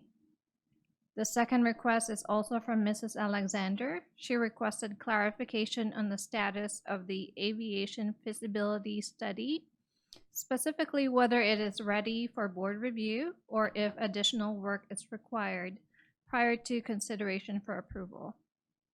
The last request is from President Ceballos. She requested a Friday update regarding the matters raised by CSEA during this evening's public comment. Thank you. Thank you. 14.0 meeting adjournment. 14.1 in memoriam. The board would like to recognize and close the board meeting with a moment of silence in memory of district employee Cherise Dean, who passed away on March 3rd, 2026. Ms. Dean's career with the district began in August of 2022 at Shannon Hills Middle School before she joined Indian Springs High School as an instructional tutor in November of 2023. She was passionate about supporting all students and often went above and beyond her official duties to ensure her students' needs were met. She often said, the biggest gift of being a tutor was watching the students walk the stage. Miss Cherise was a woman of wisdom and grace who led with kindness, stood by her beliefs, and advocated for what was right. Her lasting impact on the school community will be felt, and she will be deeply missed. The board extends its deepest condolences to her family, colleagues, and friends. We will now hold a moment of silence.